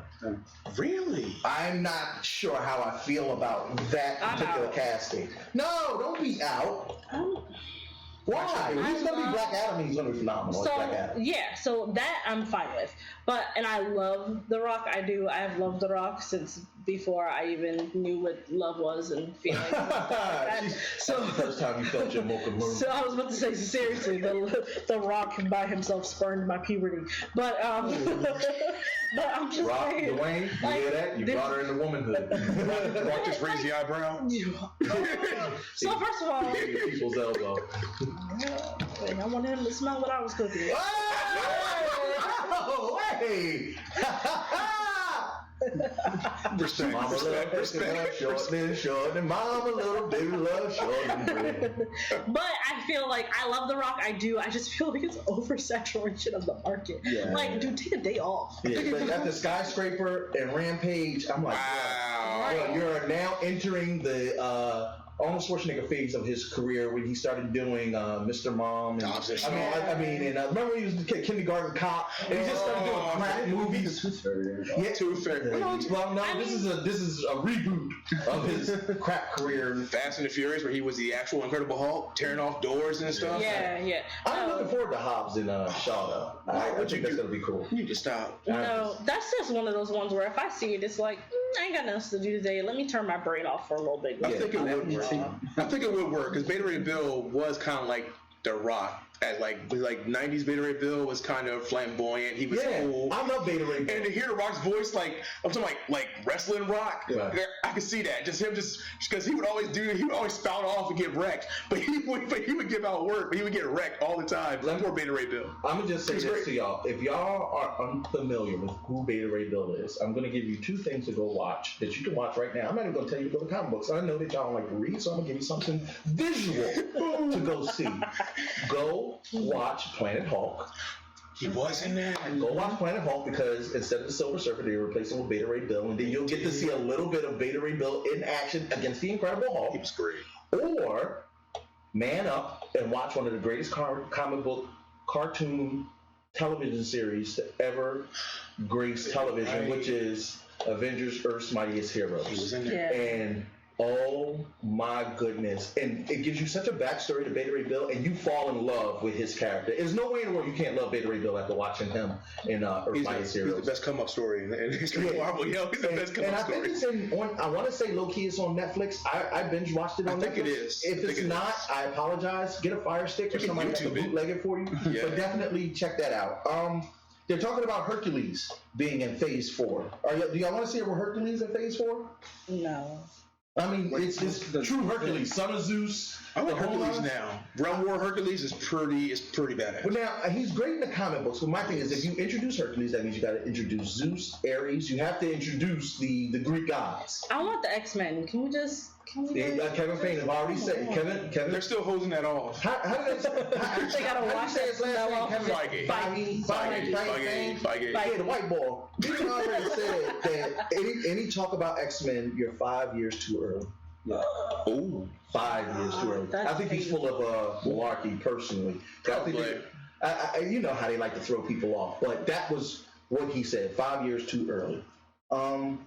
They gotta wash off that smell. Yeah. Oh, there you go. Yeah, Shanghai.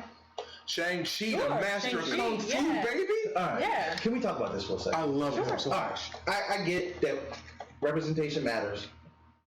Black folk, we got our Black Panther and our Wakanda, and it did really well. I don't even know who Shang-Chi I know. I used to like the Bruce Lee of Marvel. I started out as the Bruce Lee of Marvel. All right. And then when he started off as the Bruce Lee of Marvel. Then they started giving them to writers as like a test of what they could do for Marvel. So some writers made them just hella OP. Like he beat down. It was Wong, Iron Fist, and I think Wolverine, and he used Wolverine to beat down Wong. Like he took his arm, and Wolverine was like, I can't. He would like counter him, and it was like ridiculous. He was like the best guy ever. And then they started watering him down, making him part of just random teams like Defenders and stuff. So you're gonna tell me he really beat a mother effer with a mother effer? Yes. hands down, Shang-Chi's got some chops, man. But to give him his own, I think he would do better as like one of them little Netflix deals, like them little like TV show type of deals. I think if they would have Shang-Chi instead of like Iron Fist, people probably would have liked it. I was just gonna say that I feel like he's gonna be what Iron Fist should have been. Yes. But I'm not against it as a movie. Like, let them. But they gotta get a good actor to do it. Hey, listen, I like them. Crazy Rich Asians really. No. I'm being serious. That made it made crazy money, and it spawned the ideology of, hey, we need to give certain demographics their hero. And I don't have a problem with that. That was part of the appeal for Aladdin for me, also seeing all those beautiful brown Indian faces on the television and as the stars and everything. They did a little bit. Because I would think that that's indicative of the culture that you have. When she was dancing, remember when that was the whole Bollywood whole thing. Before Will Smith took over. All right, before we get too deep on Aladdin, the last two things that they're talking about, Phase 4 MCU. Here's the two, and I want to throw in one last one that I want to see personally. HNIC approved. First and foremost, they want to see a Fantastic Four, and they mentioned X-Men. But Tef has already said about X-Men. Yes. But if they do Fantastic Four, there is only one person that they need to cast as Mr. Fantastic. Come on, my boy from The Office. I knew you were going to say that. What, the dude? I forget his name. The one that was in the I was about to say it. Oh, you mean Shazam? The boy that plays Shazam? No. Emily Blunt's husband, John Krasinski. Yeah, John Krasinski. That's Shazam, wasn't he? Wasn't John Krasinski Shazam? No, Zachary Levi. Oh, good. I'm glad. I don't feel as bad not knowing John was in that Silence movie. So Shazam hasn't been cast. Yeah, but I'm just saying, I didn't even know who he was. But either way, John Krasinski they've already did like fan art of him as Mr. Fantastic. OMG. He is built for that role. Please, just do it right. That's all we have. We have had three crap Fantastic Four. So we technically we've had 4. So which one would you do? Would you do Future Foundation? Because now you got Spidey. So would you do Future Foundation or would you do Classic? And just start you gotta go classic. Just bring it back. You gotta go classic because you have to introduce my introduction into Phase 4. You'll never Dr. get D. him. You'll never get him. Don't let it go. Listen, let it go. Don't you bring that evil on me, Ricky Bobby. Too powerful, man. Don't you push that evil on me. Doom too up there, man. If y'all don't bring Dr. Doom into MCU in the next phase, you have missed a grand opportunity. Who they talking about? Somebody named David Harbour was just teased as playing Fantastic Four. Wait, David Arbor that just bombed in Hellboy? Yeah, that was Hellboy. Yeah. If he don't get his, somewhere and sit down. Either way, we're looking forward to Phase 4 MCU. It's gonna be good. We don't know if we'll see the X-Men. They're talking about 5 years. I think that they really need to hose off the X-Men really up because it's still sticking it up because Dark Phoenix is coming. That's true. Well, nobody cares about it, but it's not MCU. Yeah, so it doesn't matter. That told me my head hurt. And I don't think New Mutants is coming out. Fantastic Four. Disney Plus, I think. Yeah, they said New Mutants. They're sliding into Disney Plus, I think. Fantastic Four. I told you about Spider-Man trailer building. We talked about that. It's coming. The middle building when he's swinging, you know. I mean, like, if they did Future Foundation, that'd be kind of cool. The Avengers Tower. Yeah. Now it's the back. Yeah, I like that. My man Mike Whitehead said, he said, you can't introduce Hercules without Xena.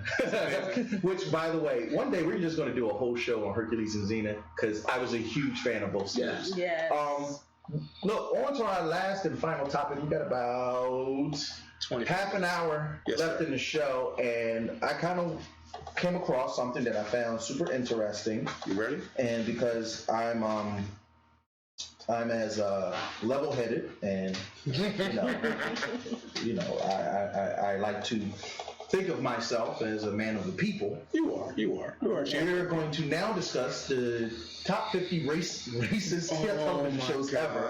As brought to you by Complex.com. I totally forgot we were going to do this. I didn't. Listen, this is my favorite part of H&IC is when usually our last topic is usually the most controversial one. Mm-hmm. And it's the one that if you stick around throughout the whole show, you get a little tidbit because this is where we get to go in a little bit with our personal views. They did 50. They named 50. And if you want to check out the whole list, by all means, go on Complex.com or just Google 50 most racist television shows ever. I just took 10 shows. I took the top 5 that they mentioned, and I took 5 honorable mentions that I thought was, wow, why is this on this list? And then I read why they put it on the list, and I was like, okay, that kind of makes sense. So we're going to go through this list. First and foremost, the first show that they considered the most racist show in the top 50, this show was clocked in at number 47. It was the show Cops. Bad boys, what you want? What you want, nigga? No, nigga. 1024. Yeah, I mean, did you think Cops was racist? I saw more like poor white people on Cops than anybody else, to be honest. If anything, it was classist, I guess. There's a lot of crack. Did you read my notes? I did. Yeah, I did my homework. Listen, go ahead and tell because that's exactly what they said. They said it wasn't so much that it was racist. It was that's the exact first sentence. It's classist. And I agree because they arrested a bunch of. I always wanted them to arrest the dudes in suits. Mm-hmm. Yeah, well, that wasn't gonna happen. We don't. Those dudes walk to the police station and turn themselves in. They don't get arrested. Yeah. Well, apparently so do people who shoot up churches. But that's a whole nother conversation. Yeah, cops stayed in the hood for a long time. Yo, cops stayed in the hood for like 10 years. Yeah, cops stayed in the hood. In trailer parks. I was about to say that it's more around like the trailer park than anything. Right, because it wasn't like they trailer parks, Southern Country. Mm-hmm. Yeah, because it's not like they focus like in inner cities. Because let's be honest, you don't want to get into a thing in the inner city with a camera crew. Yeah, they wasn't doing Cops New York. Right, you didn't see Cops Philly PD. That's true. Yeah, you saw a lone sheriff driving around in the back rural roads. You know, cows is only out here usually this time of night, but you can smell the meth in the air. Oh, we got Bill there at the Dairy Queen again. That's Here go Bill and his son. They always drunk as a skunk. We don't go over there and talk to him. I always wonder, the cameraman was in the back seat. When they gonna run the boy in, he gotta run out. How do you get out? They lock. How do you always get out the car? Like, they always somebody had to let him out that back door. Or they take off the safety latch. They can disarm it. But it was always funny to see that. As an ex-cop, I'm just like, what the hell are they thinking? With the best thing about Cops was the intro song and the fact that Inner Circle, man. Inner Circle. Bad boys, bad. I feel like that Cops, like, the theme song came on and I was like, oh, well, that's a wrap on my Saturday night. Yeah. It was MASH, and then Cops. MASH used to tell you it's time to go to bed. Cops was like the ultimate filler show. Well, no. How many networks used No, and then To Catch a Predator came on and it was like, no. For me, it was MASH. It was MASH, Cops, and it was like a late night show. Yeah. No, it would be Cheaters. Like that. Cheaters. I hate you. How did you know? How did you pull that out of my mind? Because it's on every ghetto network. Cheaters and Cops play hand in hand. Wow, that's actually really scary that you pulled that out of my mind. Yeah, that was right. That's what. Because I was like, what comes after Cops? Cheaters. If you don't know who Cheaters is, you're fortunate. But it's still one of the best. That Tommy Grant Cheaters was the best. Look, and went back to work. The host got stabbed on the show. They shut that boy. And went back to work. That's dedication. Yeah, Cops was on the rest of them. So surprisingly, our next honorable mention clocked in at number 38 on their list. And I know this is going to be a surprise for most black people, but apparently Martin made the top 50 racist television shows. Yes. Martin? Yes. And I'm before we give our comments, I'm gonna give you, it's a short answer, but I'm gonna give you Complex's answer as to why. Complex said, we don't think whiteface is racist either, but in the interest of fairness, here you go, cracker. That is the exact. Listen, that is not Head Nerds in Charge saying it. That is pause. You got to do the pause. That is a direct quote from Complex. It was mostly from Martin, though. We ain't got to do equality for every little thing. Is all I'm saying. I put it like this. I think if you don't allow blackface, you shouldn't allow whiteface. But man, is it hella fun. Dave Chappelle, Eddie Murphy. But the way Martin did it, Martin Lawrence. But Martin made like Martin made Buck White just to do Buck White, and Buck White be sitting as this white dude with like a big Bob Ross afro. You're out of control. This whole darn party's out of control. No, the best thing with that was everybody sitting there was like, man, Pam, them shorts is banging, and he always say some kind of hood thing, and then everybody look at him, he's like, what? Them things are banging. He didn't just walk off. It was the funniest thing. It's just like this one out of place white dude saying something hood. Yeah, but that's not the same as like racism in other ways against other races. Well, that wasn't a detriment to white people in that way. Like you can't call reverse racism on this. Like they wasn't tearing white people down. That was just a corny white dude, and that's the truth. I run into him all the time. Yeah, I know plenty of Bobs. Yeah, but there's Martin. That's Bob. Look at me, I'm doing it. Like you do like the redneck accent. I mean, let's keep it 100. Whiteface has been around in comedy for a long time, but it did not have the same racial connotation that blackface held. Because you can't white people aren't a marginalized group. You can't like tear. We know. Don't worry. Look, sisters. Look, Mermaid. You talking to your people.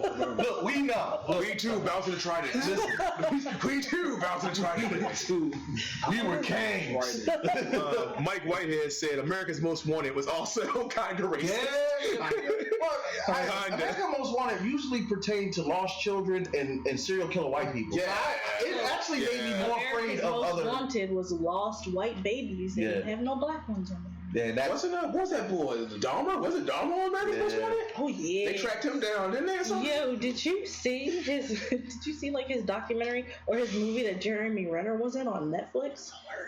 It was hilarious. So hilarious. It was like a Jap. It was almost they had a whole sidebar about Dahmer. Anyway, we're sorry. We're sorry. Now, mind you, I'm going to give you this next one. And I don't know how in the high heaven it made the list. They gave their reasoning.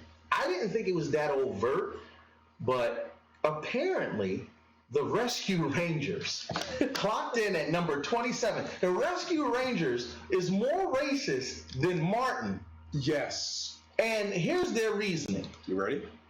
Siamese cats that run a laundromat with an illegal gambling operation in the basement that speak in garbled English but they're Siamese. It's just realism. Geez, you're touchy. Now just find us Siam on a map. Look at that though. Yeah, the Chinese cats. Nah, that's a total That's so racist. And they're even Siamese twins. They're Siamese twins. They're Siamese twins. They got an underground gambling ring. They speak broken English. In a laundromat. I mean, at least they wasn't running like no Chinese food store. It's like a racist hoagie. Like how much racist stuff we put on there? Like don't be laundromat. Oh yeah. All they needed them was like a bad driver, and that would have been. And all of this, and like all their And I bet you they know kung fu. All their thugs knew martial arts. Of course they did. All their thugs knew martial arts. Hired hands. Yes, hired hands. There we go. I have a very good friend of mine who works with me on my overnight, and he's Asian, and we were talking. And he was like, Kurt, you gonna work out with me? And I was like, oh, cool. What dojo do you go to? Said it so effortlessly. Oh. And he was like, really? And I was like, oh, God. I was just racist. I was like, I'm so sorry.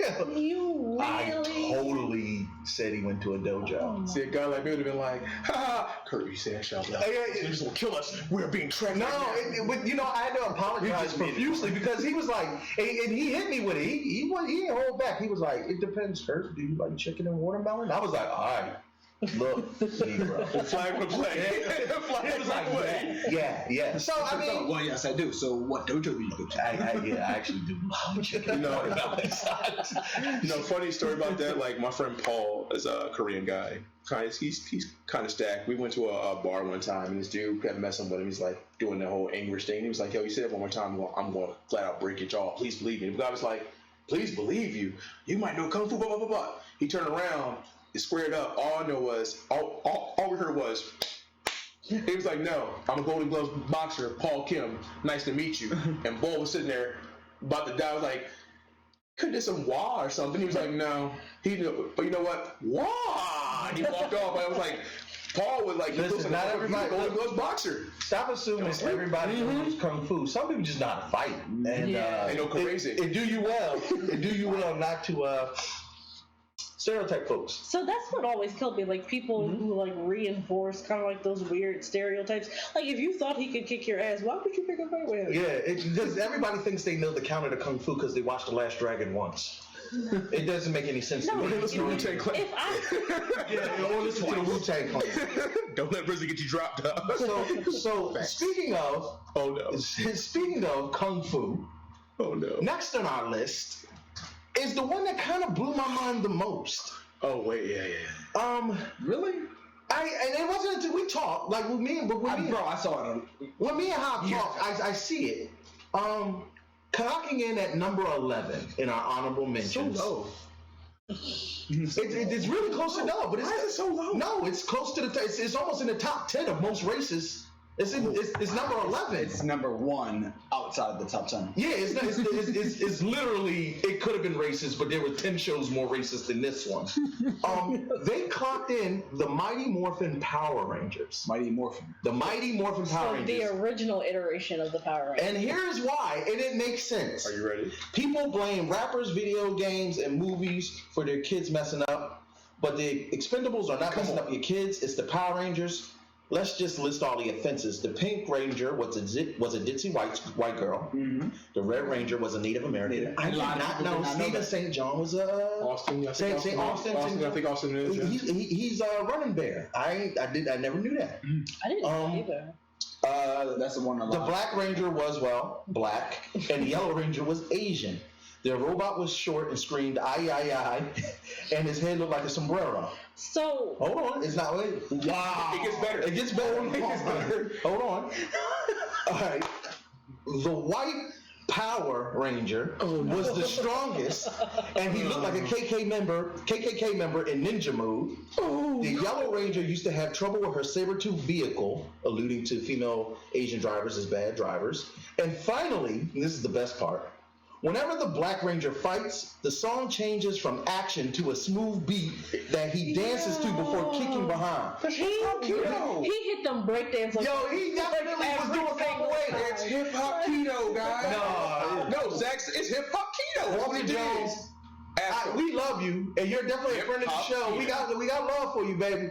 Hip hop. But apparently, Complex feels as though you are on the 11th most racist television show ever. He was on I Love the 90s, and he totally owned up to that, actually, in his interview. I saw that. He was like, so they really messed up with this. It was definitely like every time he was on screen, he'd be pop locking. Yeah, every and it always was a hip hop beat. They would go get tacos, he pop locking. He pop locking with a taco in his hand. Buddies come out, he pop locking. He in the Megazord. But I put it like I don't know if they intentionally meant it that way, because it was I mean, I always thought, why is the Asian girl the Yellow Ranger? That stood out to me. So I never picked up on the Asian yellow thing until I was older, but the black guy being the Black Ranger, I was like, he couldn't be blue. Right.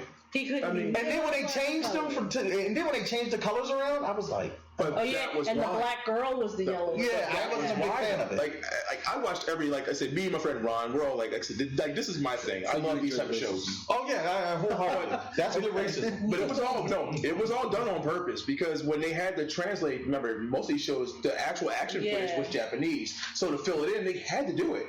So that was a choice. We only got 9 minutes left. Yeah, that was a choice. Listen.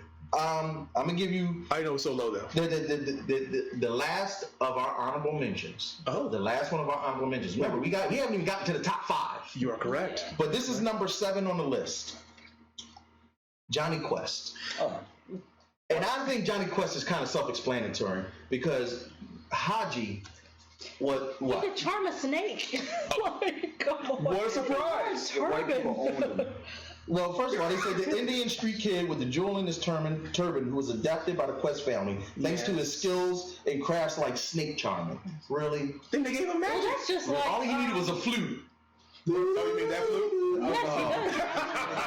He put up the flute. So, he really put up the flute. That reminds me of, what is the little Asian kid's name in Indiana Jones? Right. Short Round. Short Round.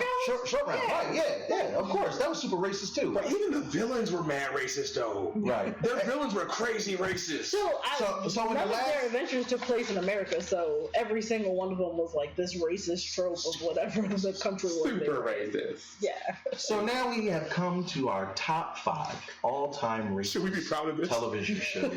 This is complex, not Head Nerds in Charge saying this, but I have to admit, when you hear this top 5, what you got? It's kind of hard to argue with. Clocking in at number 5 as one of the top 5 most racist television shows ever is Family Guy. Well, it's controversial in any way. Right. Isn't that every Fox show though? It's interesting that you said it like that, because yes, Fox has been known to skirt the racial line from time to time. Skirt. The Family Guy got. But Family Guy, everybody, they get everybody. Family Guy is just overall racist, sexist, misogynistic, politically incorrect. No, yeah, they had a pedophile on the show, actively recruiting children. Now, Rosa. Oh, Rosa, No, listen now. INS. Come back to. I was like, yo. But so, yeah. What makes Family Guy more racist than South Park, which has been on longer? Who? Does South Park?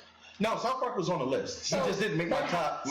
How did it beat South Park? Is what I'm saying. South Park reaches to do it on purpose. Actually,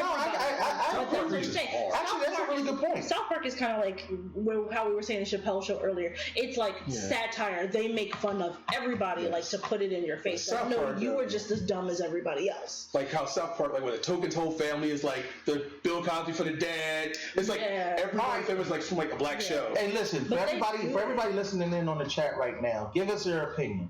South Park or Family Guy, which one do you think was more racist? We're going to move on to number 4, but make sure to put it in the chat which one y'all think is more racist, South Park or Family Guy. Remember, we didn't come up with this list, we're just talking about it. I'll be taking tally for you guys. Number 4 is a classic for me. I'm an 80s baby. I grew up on this television show. I'm not surprised to see it, but let's discuss it. Different Strokes. Tef, you remember Different Strokes? How about you, I'm not quite as old as you. You're a little young tenderoni mocha mermaid. I know. I remember Vaguely. Yeah. So it's not One of my favorite shows growing up. Like I saw, I saw it here and there. It wasn't one of my favorites. I like Sanford and Son and okay. Which they're redoing though. Well, that was the reason why. The reason why Complex added it to their list is, of course, white saviorism. The white man, come on, Mr. Charlie, come save us poor black children, cause we needs a home. But this was like at the height of like that white savior. Yeah, because Webster, they was giving out niggas like candy on television. Webster, yeah, Webster. They had even Carlton played on Silver Spoons. Yes, so, but he wasn't adopted. No, he wasn't adopted. He was rich. He was Silver Spoons was the only one where the family didn't die. Listen, his family was Carlton was bougie since he was a little boy. No, Silver Spoons. Yeah, Silver Spoons was good, but I mean, this was the like Tootie. Yeah. Her family died. Right. Like every 80s black kid, their family was Janet Jackson on Good Times. Her mother burned her. Right. They gave her up to the family. Yeah. I'm just saying, black families did not do well in the 80s. Or the late 70s was just crap. We was popping in the 90s. Good Times was about a black family, so like her character, her character story arc. Then the parents died. Had a tragic beginning. They wrote the father off the show because he wanted more money. And they refused to pay. Died. Pipeline accident. He died. Yeah. They got James up out of there. They blew James up. So we're up to the top 3. And number 3 should not surprise you, though it is a family-friendly product now. Its early iterations in early 1920s and 30s was quite racist. We're talking about Looney Tunes. The classic. Yeah. Take your pick. The world is your oyster. I mean, but they made fun of gays, Asians. Yeah, they did it to everybody. Indians. Like, why all the Indians was redder than I am, like, I'll never understand. Let's talk about every sleepy Spanish person ever, all right? Yeah. How about that? First of all, Speedy Gonzalez. Yes. Let's not talk about the Hispanic troop. Slowpoke Rodriguez. Slowpoke Rodriguez, baby. I may be slow, but I carry a big gun. Listen. How instant I felt the heat on my. I was like, Negro, do the voice one more time. Let's see what. No, because that voice, literally, go ahead and say that. Do that voice and go clean the house at the same time. Oh no. You are now in Family Guy. Which is mad funny because most Mexican gang members, you got one dude named Sleepy. and that dude's normally like the OG with the gun. Hassan Warren said Daffy Duck was supposed to be black people. And he was hot-headed and always the foil of Bugs Bunny. Bugs Bunny, and they said that the white collar was to represent white man's oppression on the black neck. I'm joking. I was going to say, it's a long hair. Them shovels, boy. I'll be digging deep in these shovels. Where you find those shovels from? Yeah. Don't get it twisted, y'all. We get deep here on the Head Nerds and Charles. Yeah, for real though. We could do an entire show on Looney Tunes, old racism, and transgenderism that they. We could do it about old cartoons in general. Anything before like the whole cowboys and Indians and like all of that. Well, Jermaine Rockamore. We got 2 minutes left. We got blackface. Wait, what'd you say? He said Bugs Bunny did blackface. I think almost every almost every old school cartoon character has done blackface at one point. Listen, Disney wasn't absolved of it. Looney Tunes definitely done Uncle Remus. So I'm gonna give you these last 2. All right. And second most racist show ever by Complex was Seinfeld.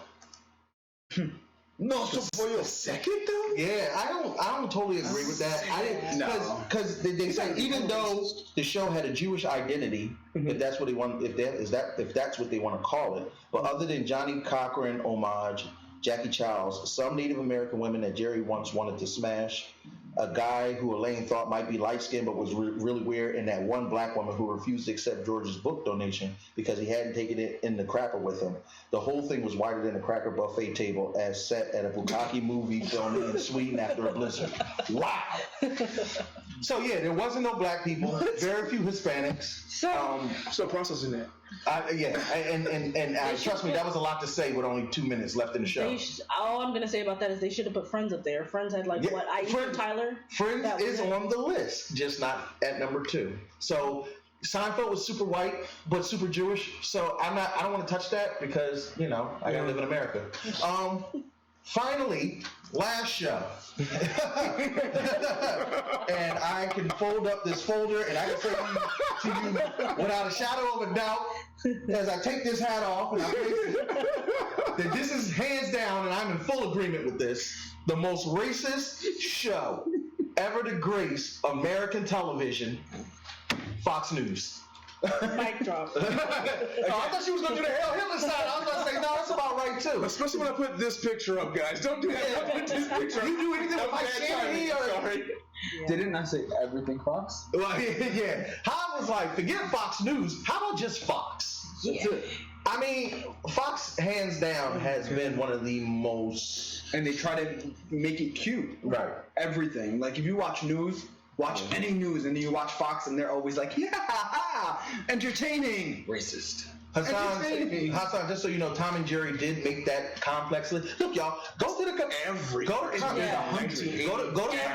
you love is on that. Yeah, everything animated from 1980 down. Go to complex.com, type in, or just go into Google and type in 50 most racist television shows. Everything that y'all saying actually made the list. Yeah. It's 50 of them. I just gave you 10 out of the 50 in the top 5. Fox News is trash and super biased. And I don't want to get too political on this show, but needless to say, I want no parts of. I work for the government, and they know where I live. Oh, they're definitely watching. The studio is bugged. Did you get your? How many years you been there? Did they re-up on your background check? Whoa, you're asking a lot. Wait, are you an agent of Fox News? See, my mom worked. Mocha Mermaid wasn't nothing but her secret call handle. That's why she wanted that Black Widow movie. My mom works for the IRS. Mom. So I know. Yo, I definitely did pay my taxes. That IRS question. All right, so we out of here. Look, listen. This is Headers in Charge. Tough Mom, we apologize. We pay all our taxes and we good American citizens. I don't want no terroristic problems, and there are no Muslims in my family. So I don't need no problem. Half my family's Muslim, so yeah, I'm pretty much stuck. All I gotta say is, all racism aside, Complex pretty much hit the nail on the head. And I think it was a pretty good article. You guys can check it out. Tune back in Wednesdays, 8 to 10 p.m. We're going to have Hav and Tef come back at some point in time. Y'all want to give any shout outs before we get up out of here? No. He heard IRS and government and was like, yo, we done. I don't know anybody here in America. Tef, where you going to be at for your competition one more time? It's going to be the PSO Liberty competition at the Klein Life Center, June 29th and the 30th. Come see the Mocha Mermaid and all the other great competitors out there. Exactly. Black Lavender might be in the place. Cinnamon Toast Crunch, the Thunder Wonder, and what was your name again, Javier? We will not say. I tried to get him. Look, it's Googleable. Oh God. So Magic Javi and Cinnamon Toast Crunch. You have MySpace page. You join the MySpace. Look, that's between you and God. Big ups to Donna Magic Wand, and more importantly, the warden on the ones and twos for PC Radio Live. PC Radio Live, keep it locked right here for real hip hop and real music. He always spins some of the best music on the ones and twos after the show, so definitely listen to that, because I be tuning in anyway on my ride home.